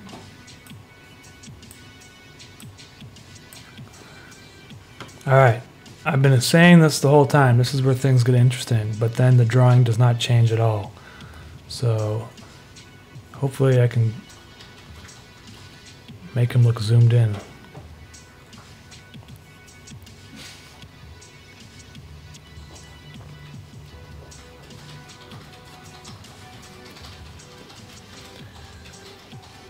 Did you translate your video titles to French on your second channel, or is it just YouTube meddling with everything? Basically, if someone submits subtitles, user-generated or user-created subtitles, and they also translate the title, it will update the title if you live in a region that is primarily French. So, unfortunately, there's no way to turn that off as far as I understand, but there's a lot of people complaining about how titles are in different languages all of a sudden. Like, if you lived in France, the titles would show up in French, or some of them at least would, not all of them.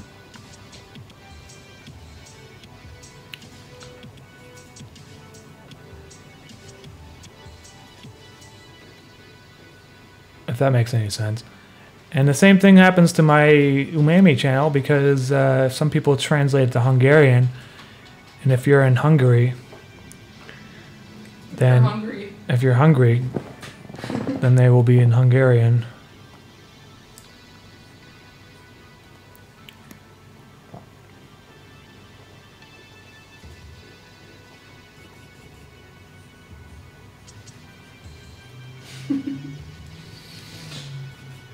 Hey Umami, do you like Wony NG and Psychic Pebble stuff? They mentioned you in an episode on his gaming channel. Said you were a good boy. I've definitely seen these guys' animations for sure. Yes. Yeah, for sure. I mean, it's hard not to, because they've been around for a while and they got some really popular animations.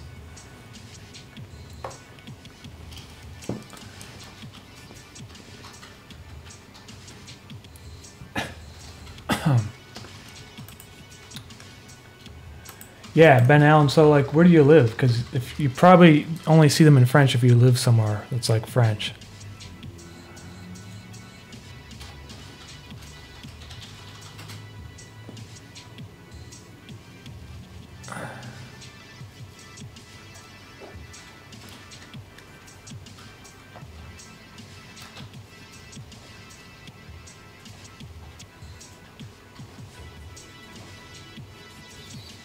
Harry TC.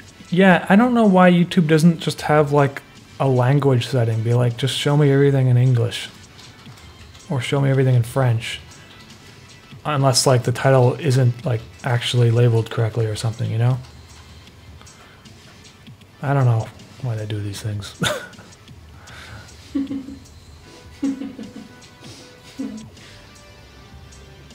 Croissants.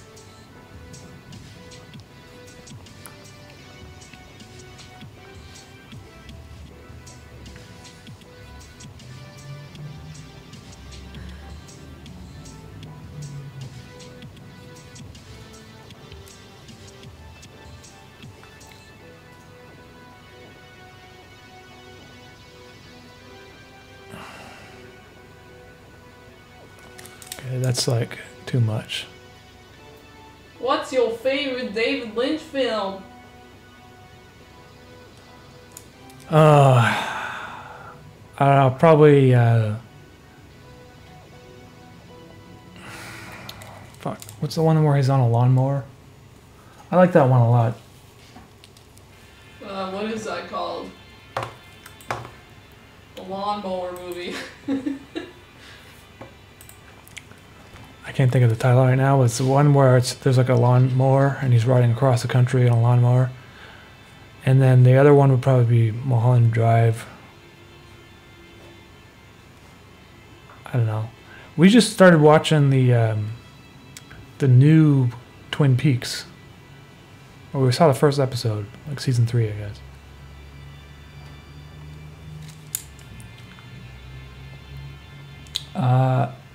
I am drawing with a tablet, by the way, yeah. Do you know Felix Colgrave? I know of him. I don't know him for sure, no.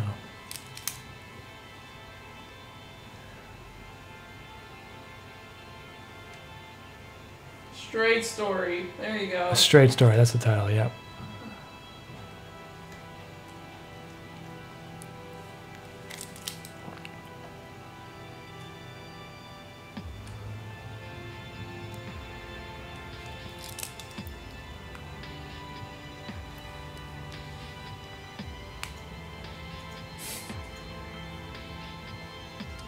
I like the Straight Story because it's like your Lynch that you would expect, but it's also subdued. So there's like parts of it that are still weird, but like you can tell that he had to like hold it back a little bit, pull it back, you know?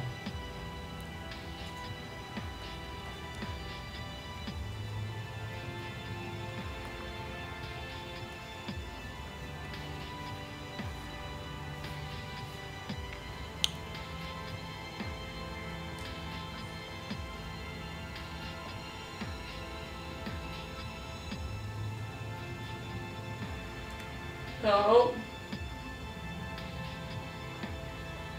Was the museum episode set in the Louvre? No, it was set in the Montreal Museum of Fine Arts. Louvre's in France. But I've been to the Louvre a couple years ago. Went to France.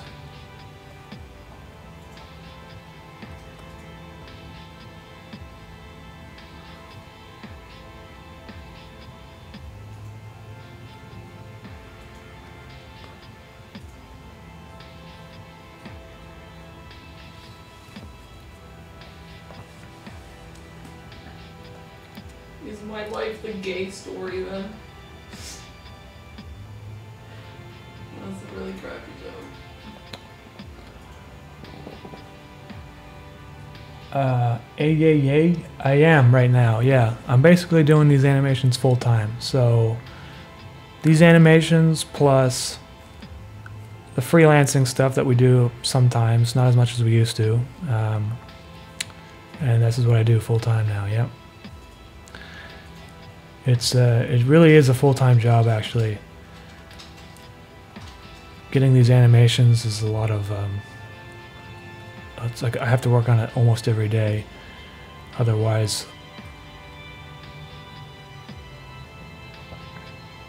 what is going on? Work on it every day.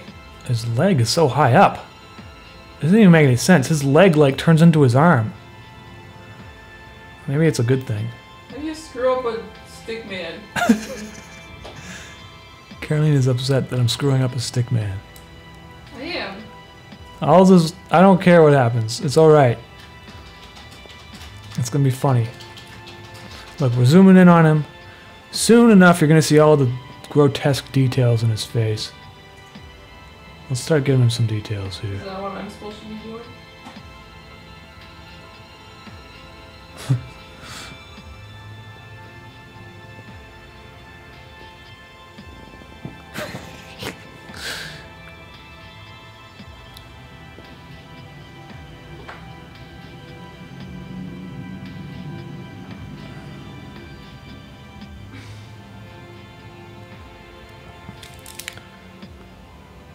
White cat, thank you. It bothered me as much because it is confusing. I changed the location to England from Czech Republic and then Spanish titles have been translated to English. Yeah, I don't know, man. The only thing I could say is just email and complain to YouTube because I think I don't know what they're doing. Not that it's going to really change anything, but you never know. I went to see the Mona Lisa, and you had to literally wait even to get crammed into a room full of tourists where you can barely see it, and it sucked. Yep. That's pretty much what happened to us, too. It was just like tons of people going up to it and then taking photos of it with their phone. Yeah. While there's like super high resolution images of it in person that are available. Stroller moms ramming their stroller into your ankles. Was there stroller people? Yes. But it was funny because the security was kicking them out. Oh. And meanwhile, there's like the Last Supper on the opposite wall and no one gives a shit. Well, some people are looking at it. Yeah, like 10% of the people in that room. I actually, I liked some of the other paintings that were in the hallway next to the Mona Lisa. Generally, more. I like the other paintings. Some of the paintings, though, I felt like they could have been cleaned or something. They looked really faded and like dirty. Yeah, some of them look really yellow and stuff. And I don't know why they keep them like that, but they do. Maybe they're too fragile to clean. Maybe.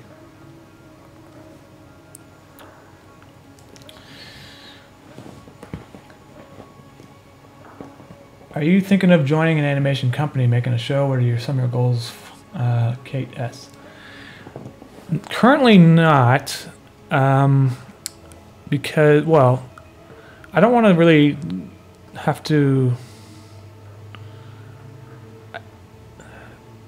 I'm trying to grow this into a bigger sort of thing so that I can put out more animations more frequently. I don't know if working with a bigger animation studio is out of the question or not. It's just something it's just too early for me to really give an answer for. Like if someone came to me and said, "Hey, let's turn this into a feature length film. Here's an animation company you can work with." I would have to consider it for sure, you know. And because I wouldn't be able to do it on my own, you know. What I'm able to do on YouTube, I can do that on my own, but you can do more crazy things if you got a team of people working with you, you know? All right, well, let's just...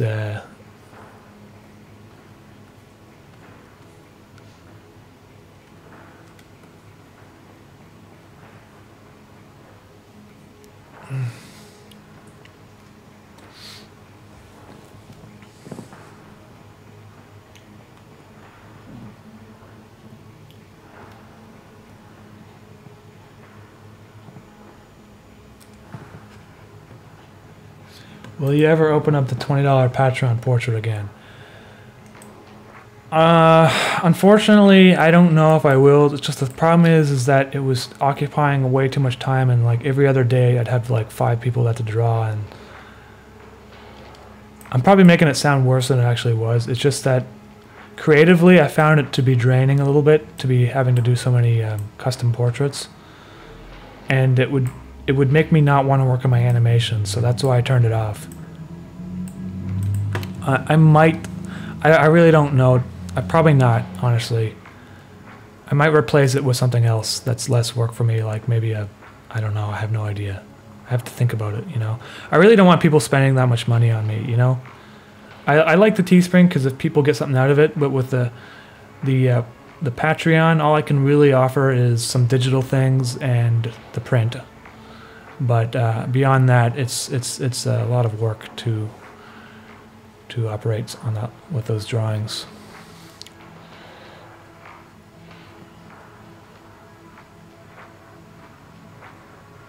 If that makes sense.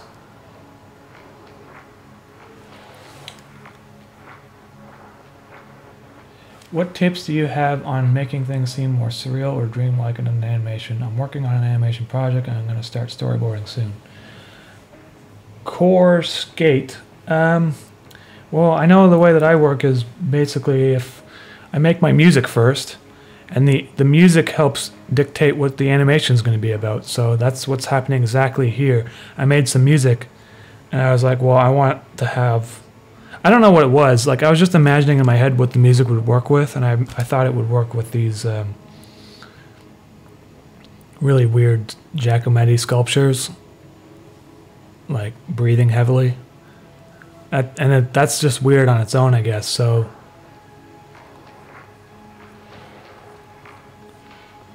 that's what I do, and it might work for you. I don't know how if you can't make music, maybe try listening to music that inspires you, because I also do that. That sometimes helps too. And whatever comes to your head, you know, might make things a little bit more weird, I guess.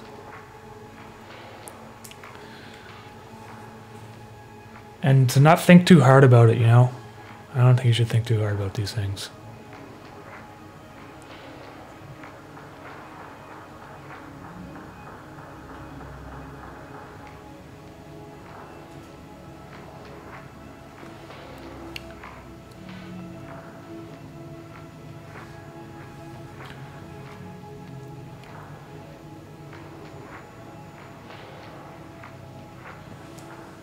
I would like to do a music stream sometime again. I've actually done a couple. They're in my playlist archive. But it's difficult for me to do that because, like I said before, when I make music, it doesn't... Like, I make something in like 20 minutes, and then if it doesn't work out, I just stop making music, and I just come back at it another time. So if I had to do a live stream, it wouldn't really... It's like forcing me to stay within logic, and I know if I'm just not in the creative mood for it, it's hard for me to keep it up, you know?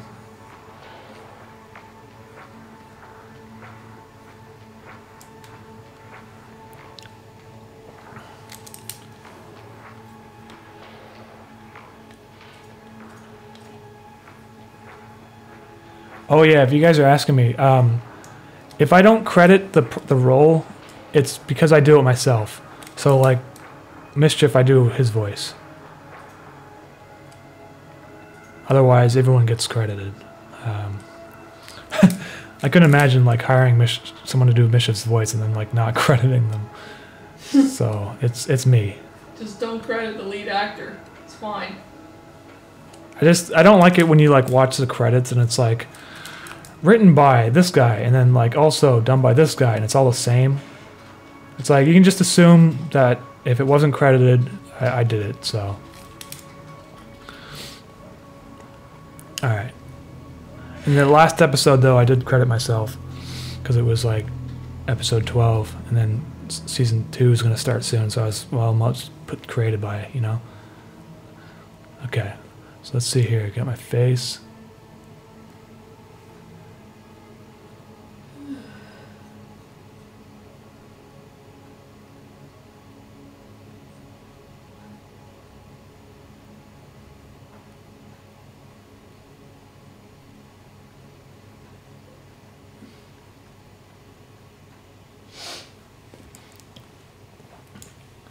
Speaking of making music, is there any basic structure you follow to creating songs?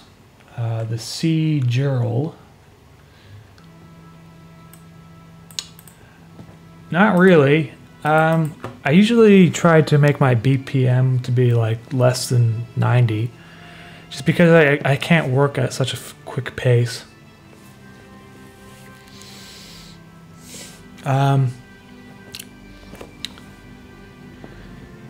And music, like scale-wise, I usually like to work in Phrygian, but I've been trying out a few things. I think this one that I'm making for this particular animation is in A minor, so I just use a transposer. I don't actually know how to play in A minor, but it transposes it to A minor for me, which makes it a lot easier.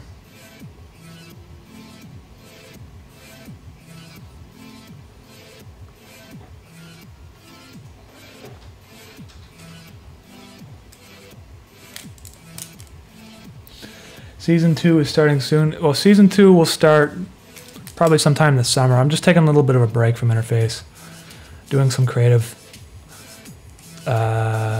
weird things like this particular animation. Once the soundtrack is out and stuff, then I'll feel more ready about making, you know, Season 13 and that sort of thing. So.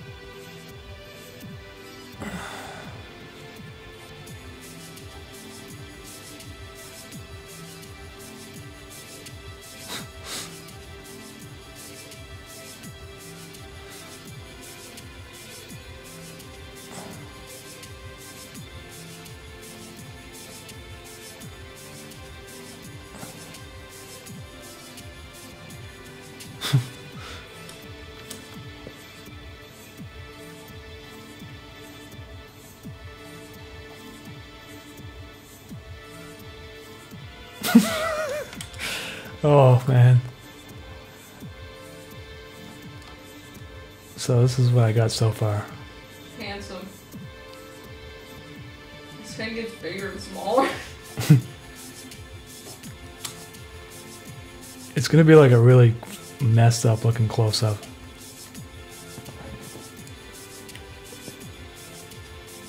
Who's doing that part?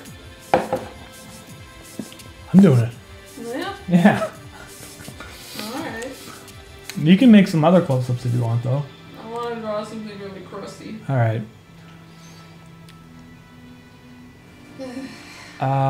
Anonymous poster. All my music tracks that are released publicly are on hexsystem.com, which I'll post in right now. If they're not released yet, like the interface stuff, that means they're coming out soon or they're on Patreon, that's all. And I think I missed something else here. Josh M, I appreciate that very much, man. Thank you for purchasing the jacket in Mischief's Face. I love that, man.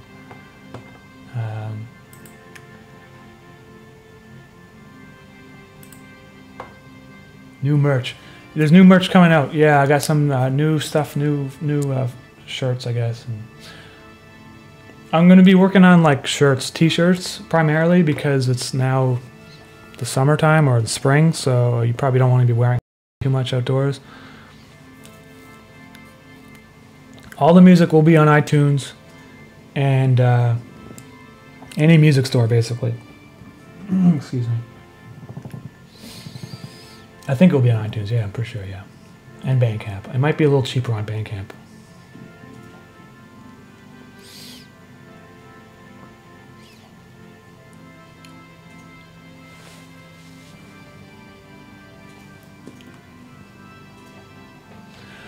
Apart from staying and living in Canada, where have you traveled so far? So, I've been to the United States. I've been to Florida. I've been to New Hampshire, Vermont. I haven't been to Vermont yet. Maine. I've been to Cuba.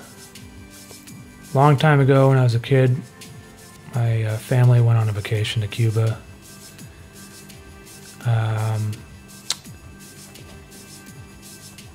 What else? I've been to India because my mother is Indian and we went to visit my grandfather who lives in India. And I've been to Poland because Carolina is Polish. We went to visit her family just a couple years ago. I've been to France because on our way to Poland we decided to stop in Paris, which is cheaper that way and makes the trip a little bit more interesting, I guess. You get to go to 2 different places. And I think that's about it. I haven't really been anywhere else. I've been to Switzerland for like a second because I was at their airport. That doesn't really count though.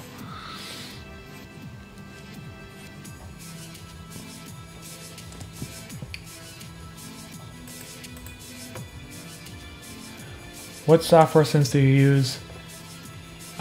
Samurai ID. I basically just use the built-in native synths that come with Logic Studio. I don't really use any third-party plugins. And if I do use a third-party plugin in the future, it will be a most likely like a, not a synth, but an instrument one, like a recorded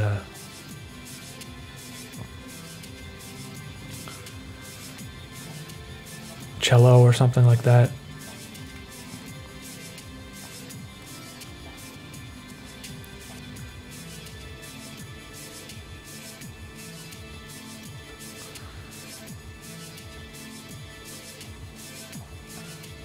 I would like to actually, sometimes use a hardware synth to make my music. It's just the problem is I don't have any space right now. My apartment's really small. I really don't have any space at all. So maybe in the future, I guess. I don't know.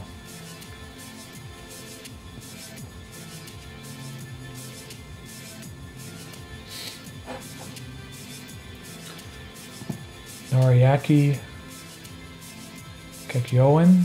I don't know if I said that right. I will answer your last question.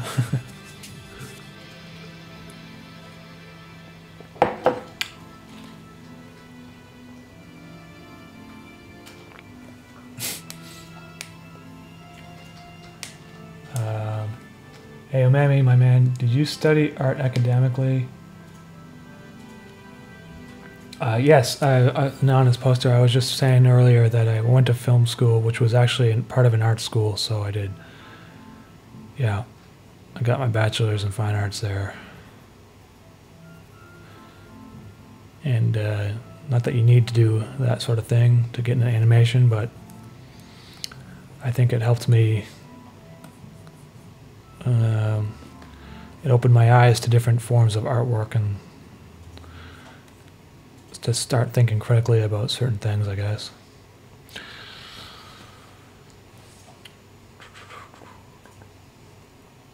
White Cat, can I contact you besides this chat? I would like to loop some of your stuff for my live shows. Hey White Cat, my contact information is on the About page, and you'll have access to my email there. And then let me know what it's all about, and we can discuss that.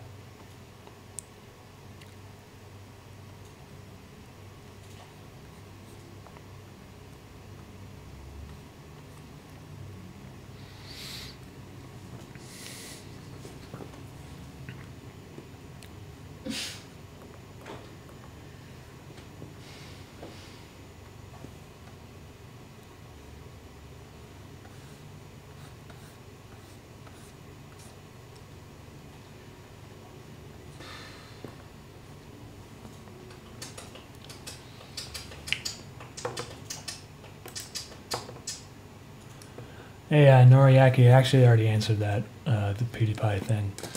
I don't really think of it at all, honestly. It's just kind of it's ramping it all up as a publicity stunt. Doesn't really affect me.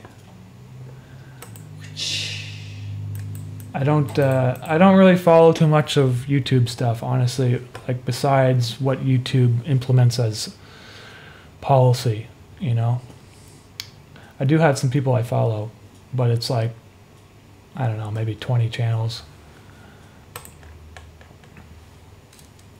Antonio, thanks for hanging out, man. See you later, dude. Did you get your 1000K play button yet? Yes, I did. Thank you guys, by the way, for subscribing and getting me to that so quickly. I have it hanging on my wall right now. If you want to take a if you want to look at it, it's on the community page of my YouTube channel. I posted a picture there.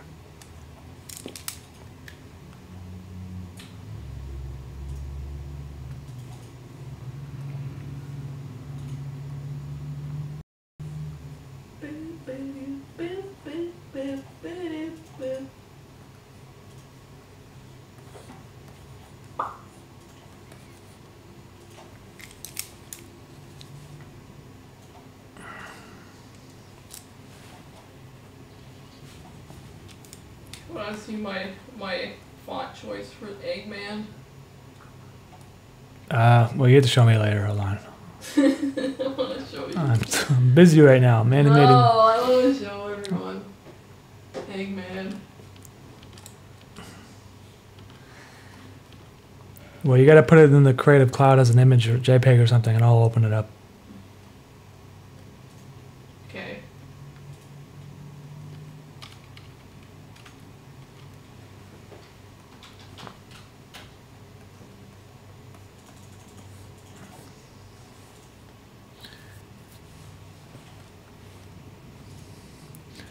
Noisy Turtle, what is my opinion on psychedelics? Do you think they can help a stagnated artist? I think the psychedelics can help people deal with some of their problems in life. I don't know if it really will help you become more creative, though. A lot of artists like that do creative things that became famous or whatever, including people like Salvador Dali, didn't do any sort of psychedelics, from what I understand. It might help you become more creative. But I feel like there's a trope, basically, which is that you have to take drugs in order to be creative. I don't think that's accurate at all. I think it might actually be a hindrance or a distraction, you know?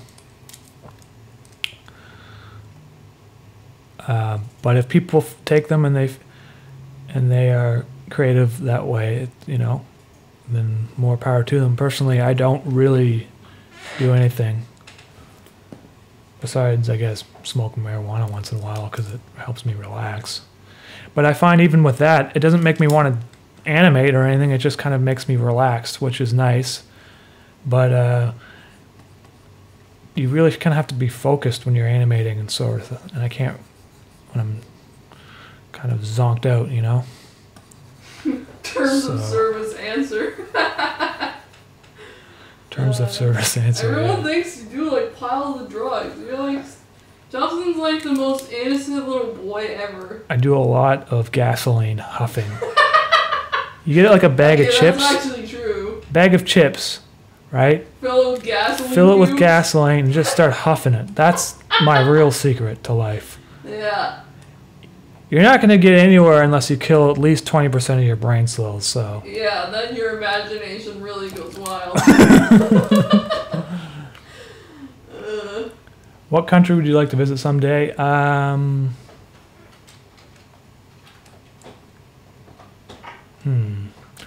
want to go to Argentina. Oh yeah? Me too. I put egg inside a Creative Cloud. Alright. It's called Prison Egg JPEG. He's very cool. Okay, guys. Caroline wants me to show you something she's been working on. This is so important. This is her drawing. It says hard boiled. It's a very cool looking egg. So she'll probably be putting that on the Stereochroma really merch important. page because What do you think? it's just silly. But I like it. Do you like the font choice? Yeah, it's great. Do you like the yellow drop shadow? I'm not sure if that's going to print very well. But it's cool. Yeah, you got to think about it in terms of it going on a shirt, though. It's going to look like a yellow I picked the pit stain. yellow. It's safe. Doesn't matter. Caroline, they use an RGB workflow. It doesn't matter. You can't use Pantones. Ah. They use the method that they use for printing isn't. It doesn't. Yeah. These people love it though. They like it. Your egg. Oh really? Yeah. I'm waiting for the chat to update so I can see what they said. I watched you animate in 2014. That is how we became the better works. If I make it a deeper yellow, will that make work? Yeah, make it like bright yellow or something. Make egg yolk yellow, you know, like a nice orangey dark yellow. Do you think he should have... I want a tank top. Do you think the egg should have a shadow? Let me look at it again.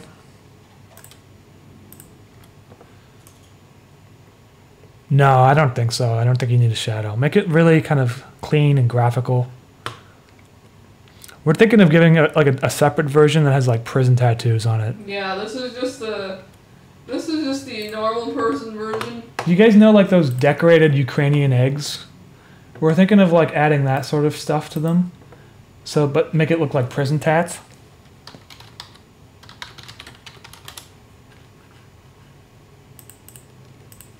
So have you seen these sort of eggs? Maybe something like, I don't know, one of these. That might be kind of funny. I don't know. We might do a clean version and a version with the Ukrainian prison tats. Yeah, I'm doing both. Then he will truly not like be. Anyone's stopping me. Eggs would get tattoos of cracked shells, I think. Oh my god, that's true. Yeah, they would. Yeah, if eggs were people, they would get tattoos of cracks on them, so they would look really hard. Oh god. That's funny. I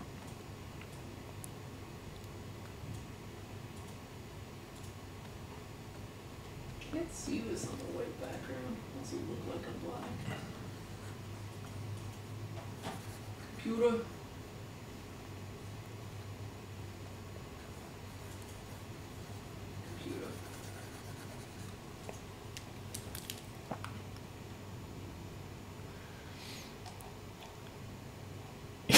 They should get a tattoo of a chicken for a mom tattoo. Aww. I like these ideas. Demi Glover, that's brilliant. That is very smart. I like that. That's hilarious. Mom. Yep, I'm doing that. That's a good I'm idea. gonna put it on his big fat Oh my god. forearm.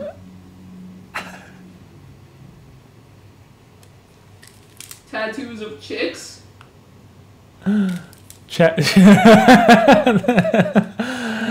Oh fuck. Chicks. Get that Jared Leto Joker that says damaged on the top. What? Damaged? Yeah, you know in that new Batman movie or whatever? There's like a Joker. I haven't seen it. Because apparently he's like over the top. Man, he got a tattoo that says damaged on him. Like, if you're the Joker, you don't need to tell people you're damaged. Yeah, we already know. Oh, boy.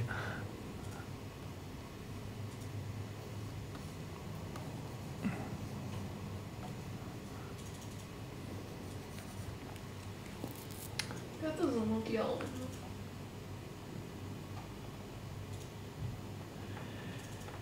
Ariana V, would you do commissions? I don't really do commissions anymore, sorry. I used to when my channel was a lot smaller, but I can't do them anymore because I just don't have enough time to do them all. And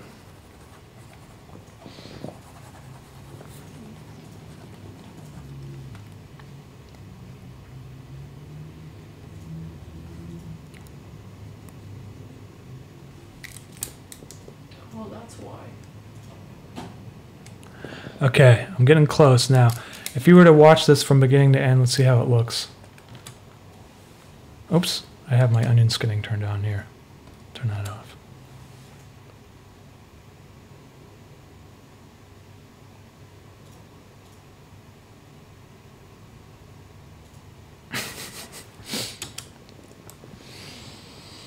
And if you're just joining us right now and you don't know what I'm drawing, it's the Giacometti sculpture climbing a ladder. And then at this point, I'm going to make his face really detailed, and he's going to be going like...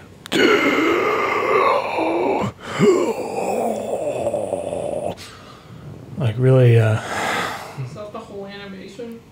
No, the whole animation, that's part of the animation, so...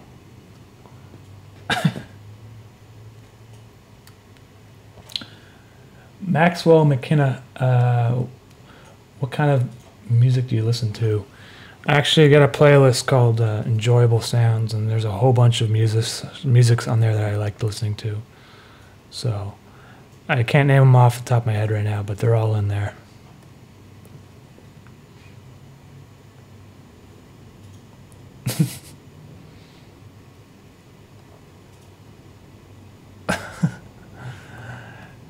There's going to be like Giacometti sculptures climbing ladders, and they're also going to be on like seesaws and stuff. There's going to be a Giacometti sculpture, probably like in a tire swing.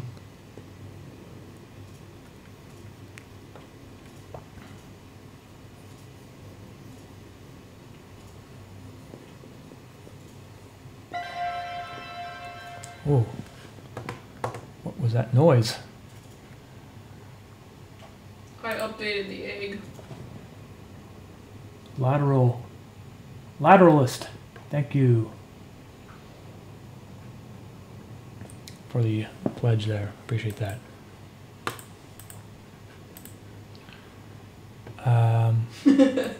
People want this egg part of this animation now. Is creating art your main source of income? Ariana V. I guess that mixed in with the documentary stuff we do, that would be it, yeah. So I'm very lucky actually to be able to be like kind of an artist on as my main source of income, yeah. Because I freelance now. What? Did you update it? Yeah. Carolina updated the egg. I have to show you. Egg JPEG has been updated. Okay, it's got yeah, that looks better in my opinion. However, now what? I think that you should make the drop shadow bigger and closer to the black so that there's no gaps of white in between them. Because think of how that's going to print. There's going to be like these little slivers of clear. Why? It's got to look very graphic if it's going to go on a shirt, you know? You're very graphic. Come to Brazil. There's a lot of places I want to visit, man. Just, I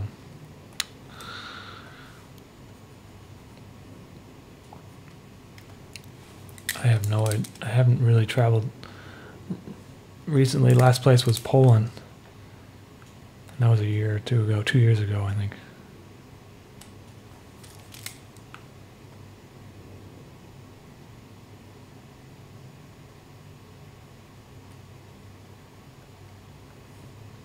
Okay.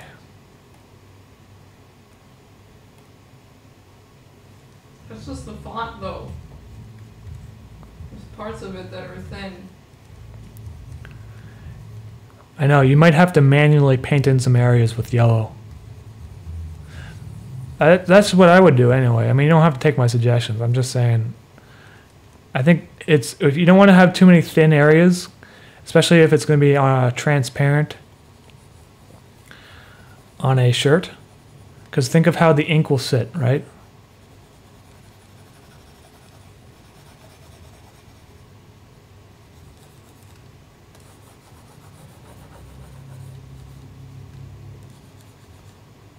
I don't get what you mean. I guess it doesn't really matter too much. It's just that if you want it to stand out more, I think it would be better if those little slivers were It's just gonna look wrong. maybe. Yeah, I don't know what you're going on about. It's not slivers, it's the font. Oh, okay. I'm getting close.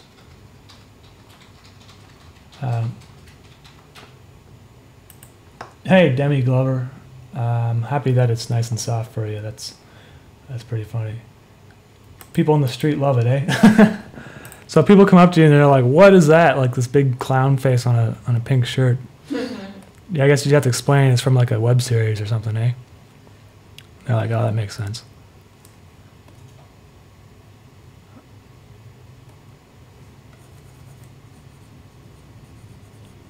I feel like this Giacometti sculpture is too thick of a face, but it doesn't really matter.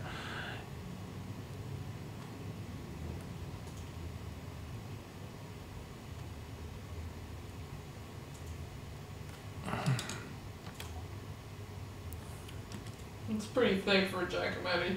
And his neck keeps getting wider. Yeah, that's weird, eh? How it does that? Yeah, that's weird, Dustin. I guess I have to fix that.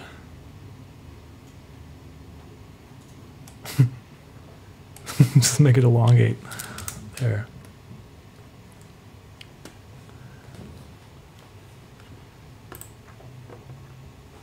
Aran 2021. Just wanted to tell you how much of an inspiration that interface was to me as an aspiring storyteller. It is absolutely stunning. Listen, man, thank you very much. I'm happy for you that it's inspiring, and I appreciate your comment. And yeah, that's all about getting inspired by things other people make. That's how I start. You know, I found everything I do is based on something else that someone else made. So, and Pickle Rocket, I appreciate that. It definitely morphs as you zoom in. Same with the ladder rungs. Still waiting for your slurp. Oh, hey, Connor. I'm out of water. I don't have any slurpage. I need to get some water if you want to slurp. Get your water then. All right, guys. Give me a few seconds. I need more water anyway. I'm running out.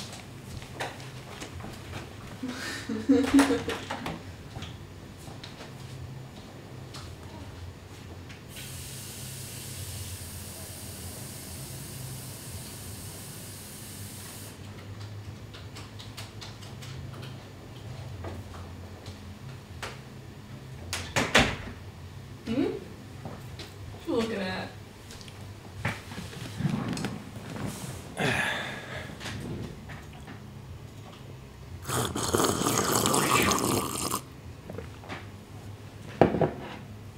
Oh. Yeah, it's important to stay hydrated. You gotta consume copious amounts of water. It's very good for you.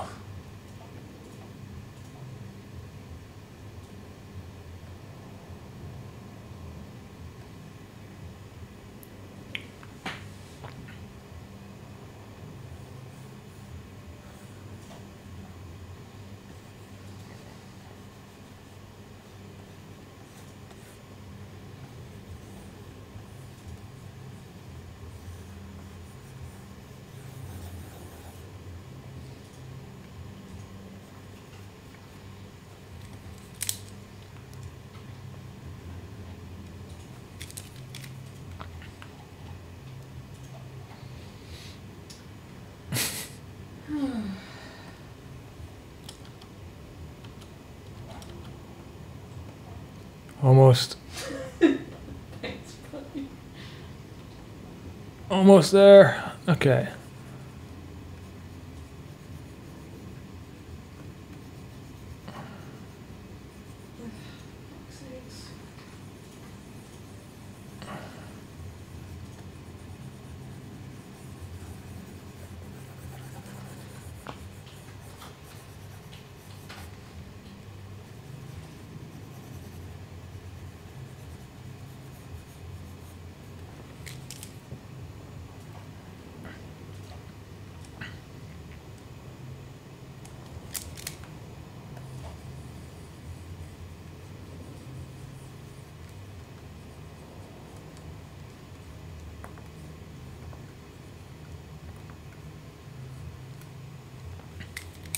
Probably make the ear a little higher.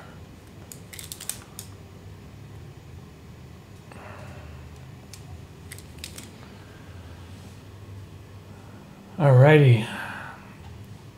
Do you usually draw frame by frame, or do you sometimes copy and edit?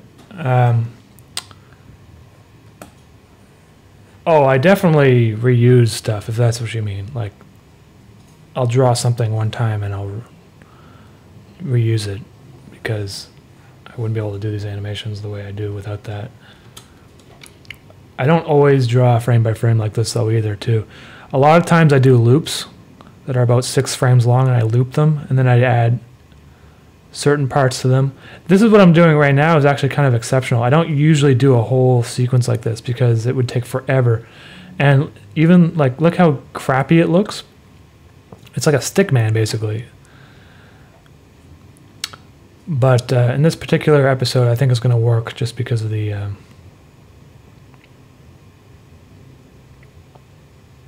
like the ladder there is basically a loop until it gets to, it still starts zooming in. And at this point, what I want to do is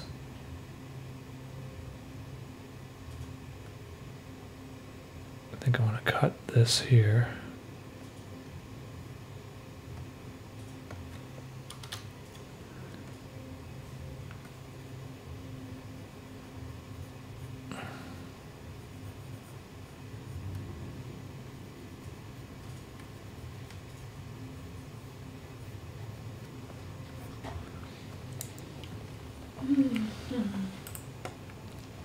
Theorist, serious question. How do I promote my animation work without spamming content / annoying people? I don't have time to upload new stuff regularly, work, kids, middle age, etc. Theorist, what I would suggest is that you make short animations that are 15 seconds long, 30 seconds long, make them funny, short, and what I would do is upload them to YouTube Haiku on Reddit. Because I got a lot of fans started out that way. I just made short little animations. If you look at some of the animations I do, they're under 30 seconds. They really like original animations because they get oversaturated with like meme content. So when you make something original, they really do appreciate it. And if you're making something like once a month or whatever, I would just make something 15 seconds, 30 seconds, post there, see how it does, you know? That's how I would get started. These days, anyway, because that's where people are looking for little short animations. If you build up enough of a following, then you can move on to like longer things, you know? That's my suggestion, anyway.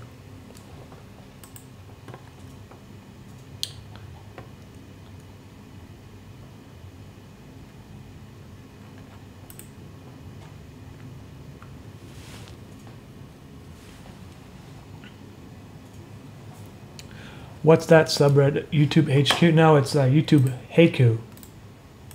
I'll post a link for you guys to find.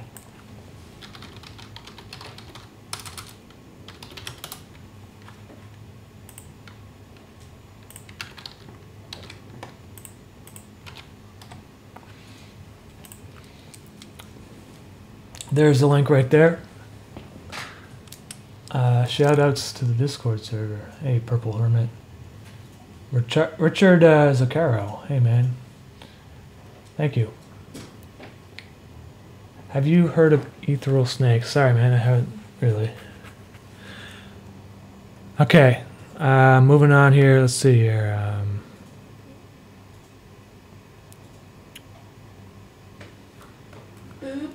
So at this point, I'll make a loop. So, but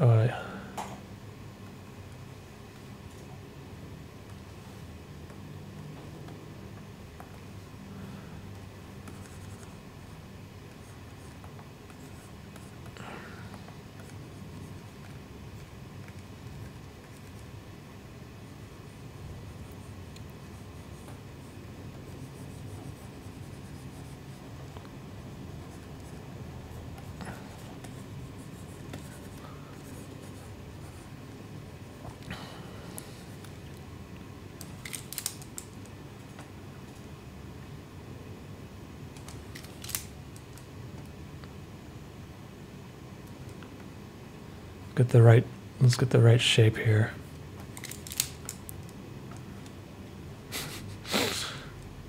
He's kind of like looking at you from a side angle.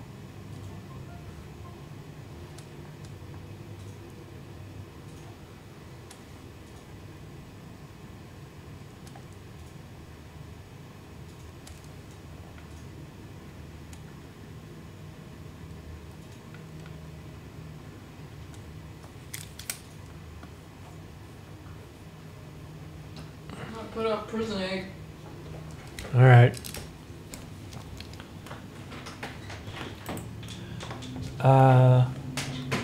The worst of it. Do you archive any of these streams? All the streams can be found on the... If you go to the playlist page, there's a playlist called Live Streams, and all the streams can be found there. So you guys can go back into history and back in time. I've been doing these streams since I started, basically. The first 4 or 5 streams are really kind of rough, and I didn't use a new mic until about halfway.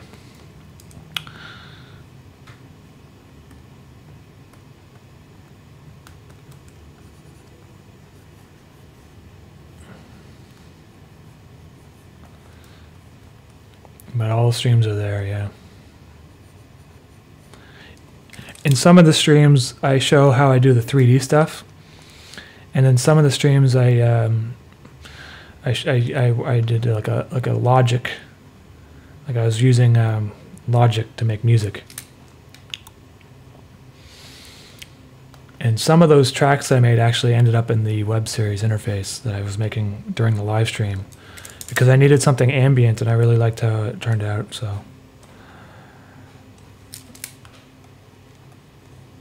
So now let me just see here.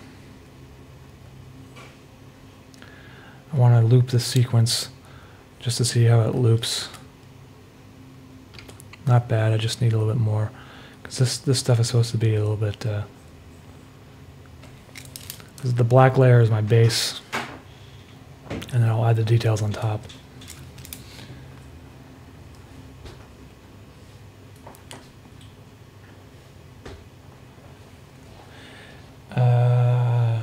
Noisy Turtle, have you ever had night terror / sleep paralysis and seen actual shadow people?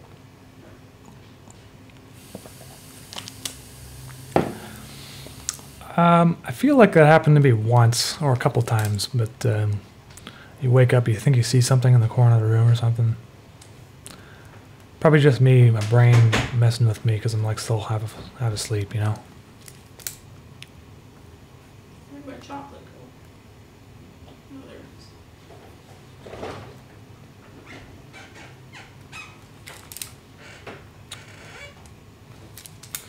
All right, so that's how he ends up. Now, if I were to, let's just duplicate this one more time so I got extra space, and then cut this down. So these buttons really make it a lot easier, this Animator's Toolbar Pro. See how it's just, I'm able to click on them. Otherwise, I have to like move this thing around and drag them myself, and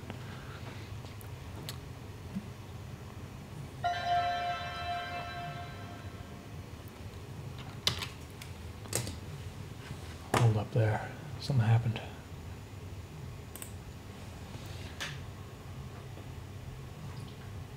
For RCH OS. Thank you very much for the pledge. I appreciate that if you're here with us. God bless. The Meme Man, are you from Poland? No, I'm not from Poland, but Carolina is. So You are. she's Polish. I mean, I've got some heritage that was from Ukraine that used to be Poland. So I guess I'm part Polish genetically, but I'm also half Indian. And then it's basically part Ukraine too, so Ukrainian. All right, so this guy's climbing up the ladder. Obviously it looks like shit but it's on purpose, obviously. I'm going to be adding a few other things, elements and design-wise. And then the face is going to be the fun part, but I'm like running out of energy. So I might just do like a portion of it.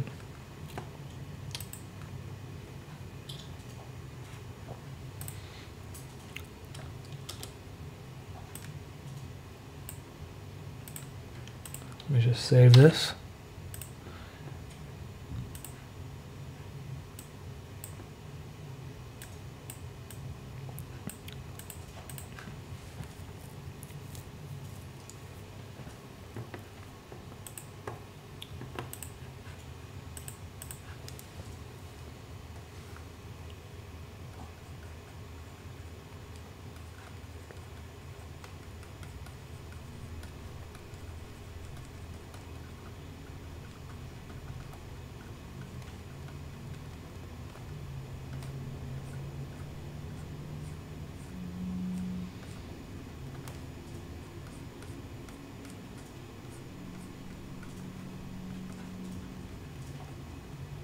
Making that egg tank top.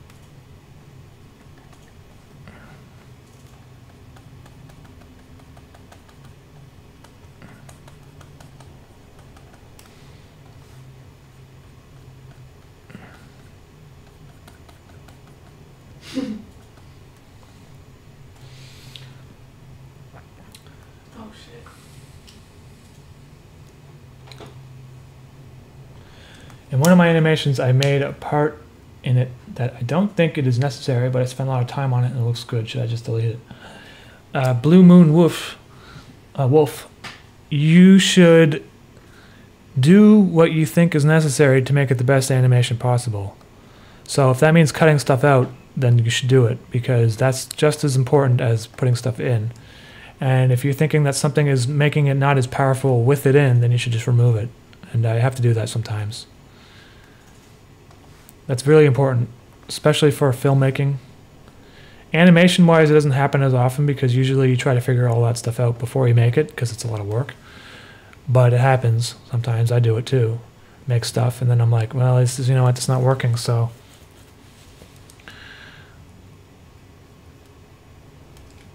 Can you upload two files into Teespring for the same thing? Like if the font is black, then I want to put on a black t-shirt, and I make one with a white font? Yeah, you can. In the same... Yeah, in the same listing? Yeah. Yeah, you can. It will ask you at the top, do you have a listing URL that you want to put it in with? And you just copy and paste the previous URL. If I can show you how to do it later if you want. Alright.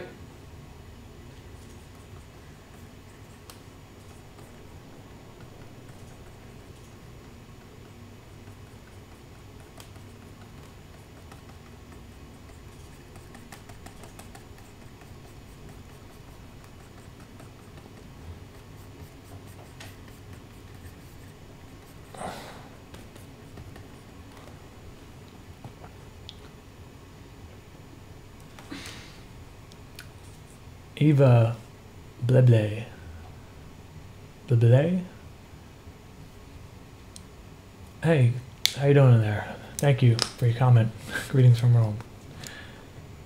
The first video I saw of yours was the Campbell's soup one, and I've never seen soup in the same light again. Reminds me of how insignificant we really are in the greater scheme of things.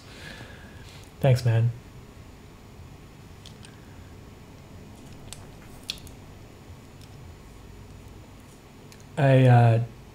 Dan Horson Wells Williams. Possibly, man, but like I've been saying before, I just really haven't been able to do too many collaborations with anyone because I've just been so busy with the music, getting that all prepared, and then doing these animations with interface and stuff. But like I said, if we've been in contact before, send me a message, man. And it's a possibility, you know, but I can't make any promises.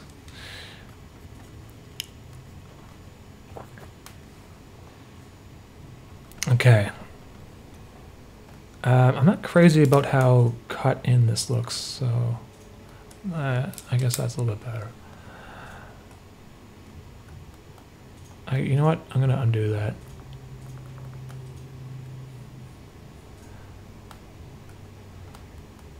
This is just a... This looks pretty good. So obviously his face is gonna have more details. I might do something weird with his eyes. Like I might make them pure white or something.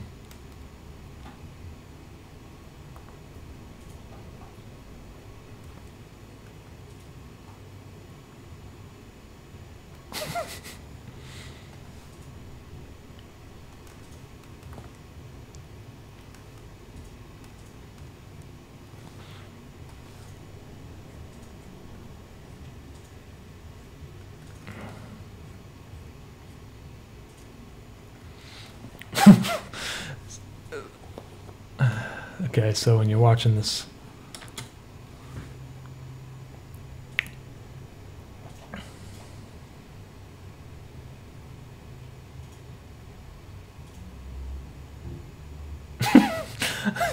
I have to. I'm gonna have to do a lot more work to it, but that's yeah. And then the heavy breathing is going to be involved as well.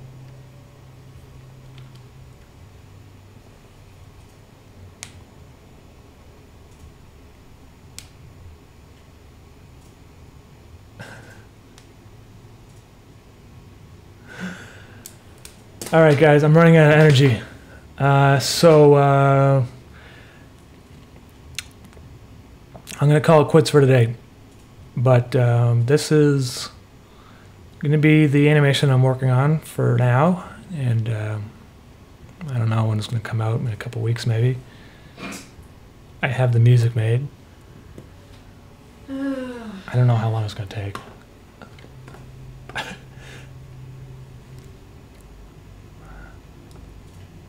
I really, I like how crappy it starts out. You like how crappy it is. And then it like, yeah, it's going to be more, like, it's going to be good in a bad way. Isn't it freeing to do something crappy? It is freeing to do something crappy. People were asking me, well, actually, people are asking me about artist block and stuff, and it's like, you got to, once in a while, just do something that you want to do, not necessarily what you've been doing before. So this is kind of a more simplified version of my previous drawings.